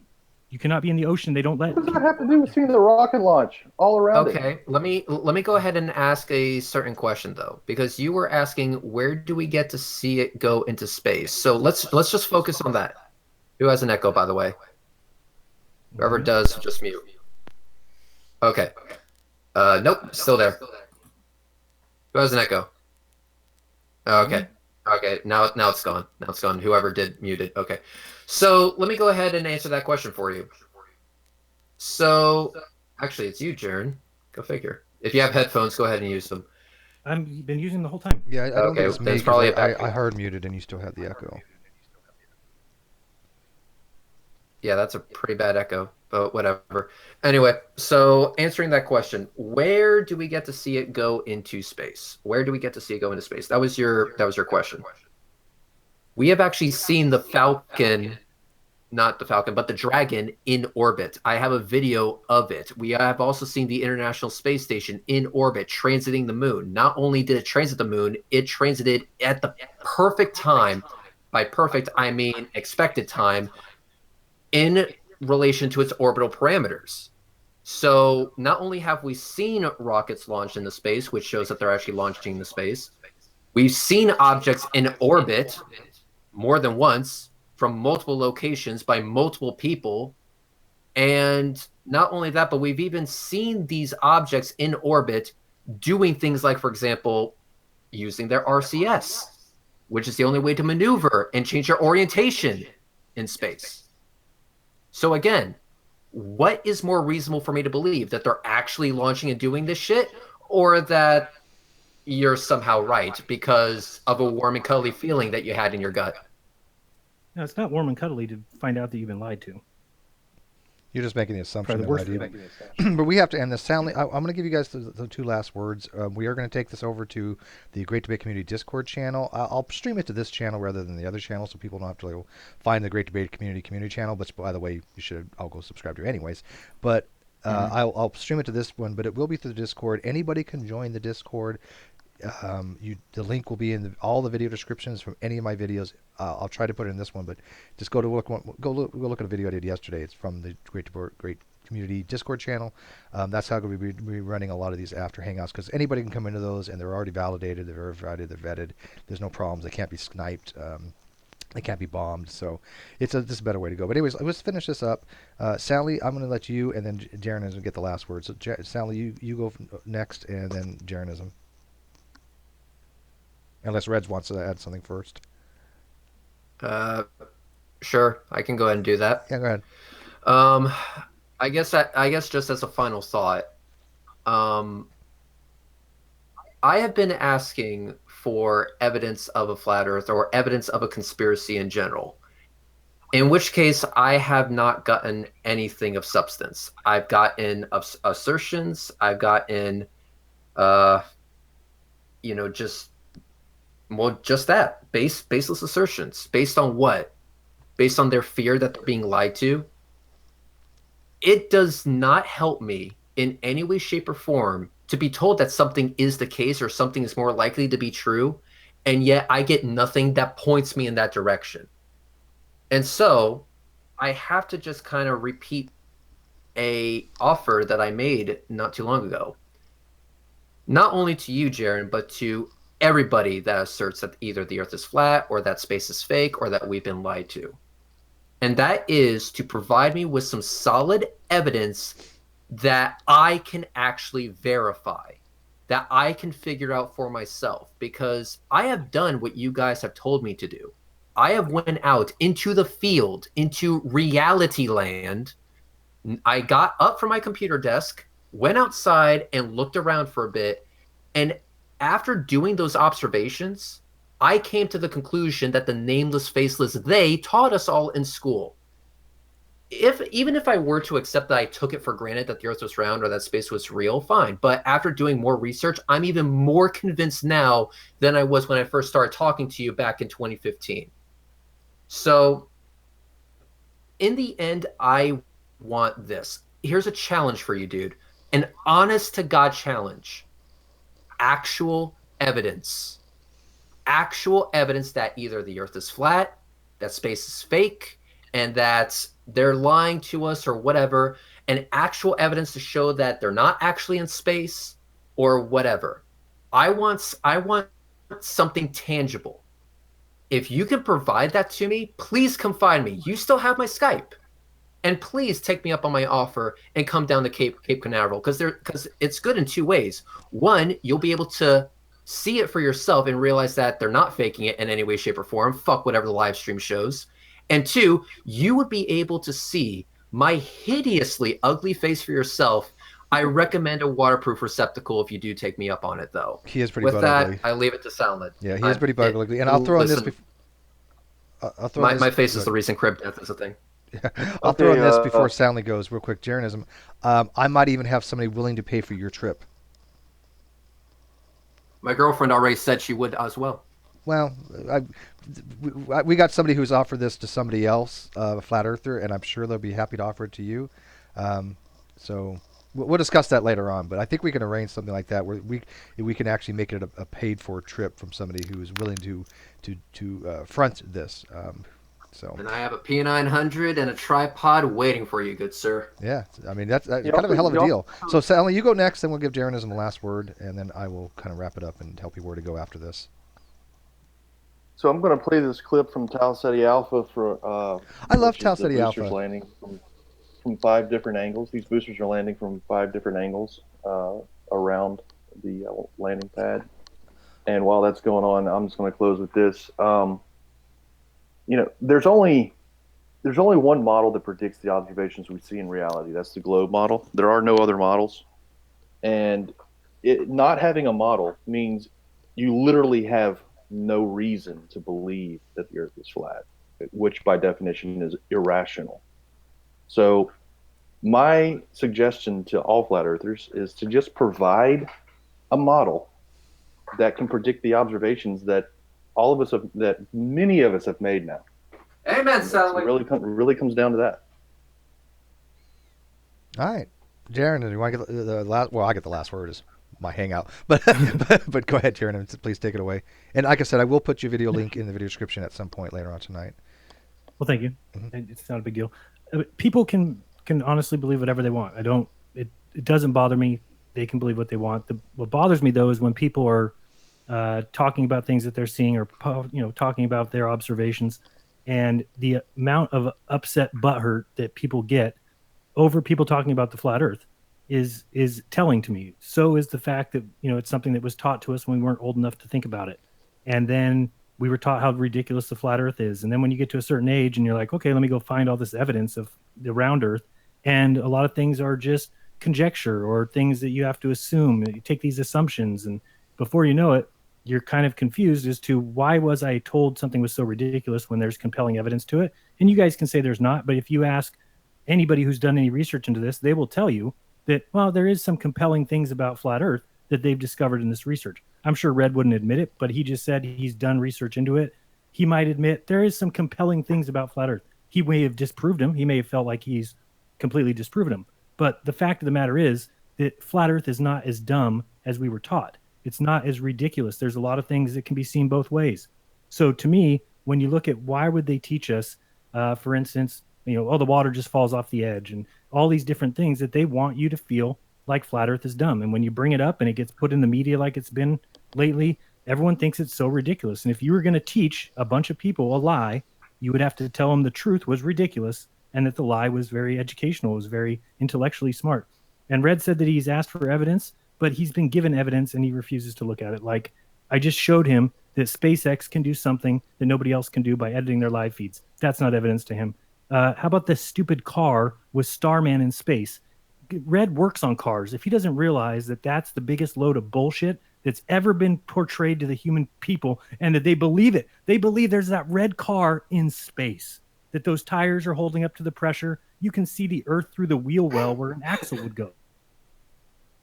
The whole thing is fake.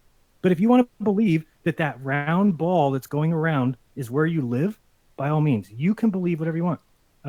What it comes down to is there's two different people in this world: people who are capable of thinking on their own, and people who are so scared, so afraid to think outside the box that they just believe whatever they're told to believe. That's what you guys are. You will not think out of the box. If I want to know what Red believes, or what you believe, Steve, or what you believe, Soundly, all I have to do is go look at Wikipedia. That's what you believe. Your beliefs are not a human being's beliefs. They are what you're told to believe. You are parrots. Right, period. right. So, well, you can say, right. I mean, that's the truth, is that you guys are not capable. Because if you got a thought that you said, I wonder if something, you will immediately go to someone else. Well, what does Wikipedia say? What does this physics book say? So you don't want to look into anything yourself. All right, hang on. He got the last word in. So let me. I know. Shut up. He's so wrong. Let me wrap it Okay, up you can here. say I'm wrong, but I mean that's. All right. So, Anyway, Jeremy. final thing. Yep. Red, I'm down to go down there. I still think you haven't explained to people why you won't debate with your name and with your face on YouTube. Doesn't make any sense to me. It's just not impressive to me that you're basically a troll. You'll yell and scream at people and call them names and make jokes about them, but you can't even do it with your real name. Me, I could be a troll if I want and call you all a bunch of names and run around joking and just do it under a fake name that nobody knows who I am. What accountability is that? And you have science on your side and you can't even go with your real name and your real face? What bigger pussy move is that? Name something that's a bigger pussy move than that. All right, in case you haven't noticed, there are crazy people out there let me that close would this rather up. kill I'll us than address talk this. to us. I'll close this up. Yeah, So, okay, so let me give the final thoughts on death this. threats from flat earthers? Jared, Yes. let me Oh boy. let me give the final thoughts on this because I have to wrap this up. It's late. Okay, so this is where I stand with this. One, people's anonymity is important on the internet when there are crazies out there, and the person's anonymity gives no relevancy to the effectiveness or the amount of veracity to a person's claim or what they're That's saying. false. let me finish. Somebody can just make a bunch of Jeranism, claims I get with no backing. Jaren, I get the closer. This is my time to speak. Everybody has to mute because I'm closing this up. You can talk in the after show if you want to address something afterwards. So. The person's anonymity is their own. I understand why there's reasons to be animators. There are troll groups out there, but a troll is somebody who doesn't necessarily believe what they believe. And we just had a hangout called The Science of Internet Trolls. If people are interested in what people do as far as how to handle trolls and what they are, we just had a huge video with this with Scientist Mel. I highly suggest go watch it. I've known Reds for several years. He doesn't exhibit a single solitary characteristic of any of the 20 things or 18 things that were attributed to what would be a troll. Not a single one I could attribute to him. Not even if I stretched it, I don't think. So I would definitely say that calling him a troll is a personal thing that has no relevancy to anything that he said as an ad hominem, because you didn't actually even address what his argument was. You just said that he was a troll on that, what his last things he was saying. The other thing I would have to say is that I find that flat Earth is one big argument from incredulity. Is there's a possibility you could be wrong, ergo let's believe that you're wrong. And that's not how you approach life. That's not how you approach science. You have to look at the parsimonious aspect of what Soundly was saying for models. We have a model that works. We have a model that makes predictions. We have a model that we can use based upon the shape of the Earth being an oblate or regular spheroid or regular oblate spheroid, that we can make predictions from it of when certain astronomical events will occur. We can put things into space. And I think it is a fair thing for them to ask, Darren, next time you hang out or whatever, for you to provide a flat Earth model, what we can look at and use that same model to try to make the exact same predictions we can from around Earth. I don't think that's unfair, because that's what it boils down to. What Soundly said is the best way to end this is the fact that if you do not have a model, you have nothing. You have an argument from incredulity. But with that, I'm going to tell you guys, we're going to have the after show on the Great Debate Community Discord, because that's what it's set up for. We are going to stream to this channel, not the Great Debate Community channel. However, I would suggest go subscribe to the other channel, because most of the time we'll be streaming to that one. The link to get into the Discord will be in every video that I have just about. So go find an old video like yesterday or whatever. I'll try to throw it into this one. But that's how you get in. Anybody can go in and join the Discord. Anybody can go in and be a part of the conversation. It is more of a free for all. However, it is moderated. And just because you show up does not mean you'll be able to speak until you are verified. You have to have a proper icon. You are not shown into you because if you have an icon that's inappropriate, you won't even get off server mute. So come in with a proper mic. I have to make a Discord. What's that? And you have to have a Discord I'm account. going to have to make a Discord then. Yeah, it's really easy. You're going to have a Discord. It's really simple. And Nim just put the Discord link in there. Thank you. There's two ways to do it on Discord. You can do it from the browser itself, or you can download the app. The app, I think, is better, but if you just want to get on, go using the web browser. But anyways, for all 140 people or whatever I had watching, like I said, please continue with it in the after show. I may not be a part of it. The people in here may or may not be. I don't know. I think Soundly wants to join. I don't know if Jeranism or Reds has time. I know Reds is real late for you in the morning, but what I usually do is I just set up a Discord, let it go for a couple hours at night, and you do your own thing. I would actually love to join. Although the answer to this question will go ahead and basically decide if I join or not. Mm-hmm. Jaron, are you going to join the Discord? Because I would really like to talk to you about those tires. Yeah, and it's unmoderated. It's still unmoderated, but I won't. You guys can have a free for all I care. Well, I think it's interesting that Soundly didn't show the video I tried to get him to show earlier. That that's not the question asked. Answer my question first. Are you actually going to show up to Discord? Because again, I would really like to talk to you about those tires. I have a Discord. I could try to get over there. I think it's interesting that you didn't show the video you wanted to show. Well, I gave you the link to show it. I didn't know that. And I told you to show. So we're going on the Discord. Okay, guys. I will go ahead and make a Discord, and we'll be over. No, I have there. the Discord. I'll give you guys a link. I already have it set up. Where's the link going to be here? I will. Yeah, shoot it in the side chat here. Shoot it in the group chat or the outside chat. Group. I don't have the video up. All right. I'll get it to you right now. 1 sec. I'll be coming in under Vincent Jones' Discord, by the way, so that will be me. Need to make sure I get the right thing here. All right, stay in here after I go off air because my computer's like slow when I'm streaming. So I'll give you this link in the internal. But anyways, thanks for watching, everybody. Please leave comments. Please like the video, share it, dislike it, whatever. I mean, it's all good to me. But I like these types of conversations. Like they are productive in some ways. So with that, guys, we'll be seeing you in the after show. We're starting streaming that in about 10 minutes on this channel, and the link for that will also be put on Twitter, Facebook, and other media sources. Okay, thanks for Jeranism. Drop by, and we'll see you guys in about another 10 minutes. Peace.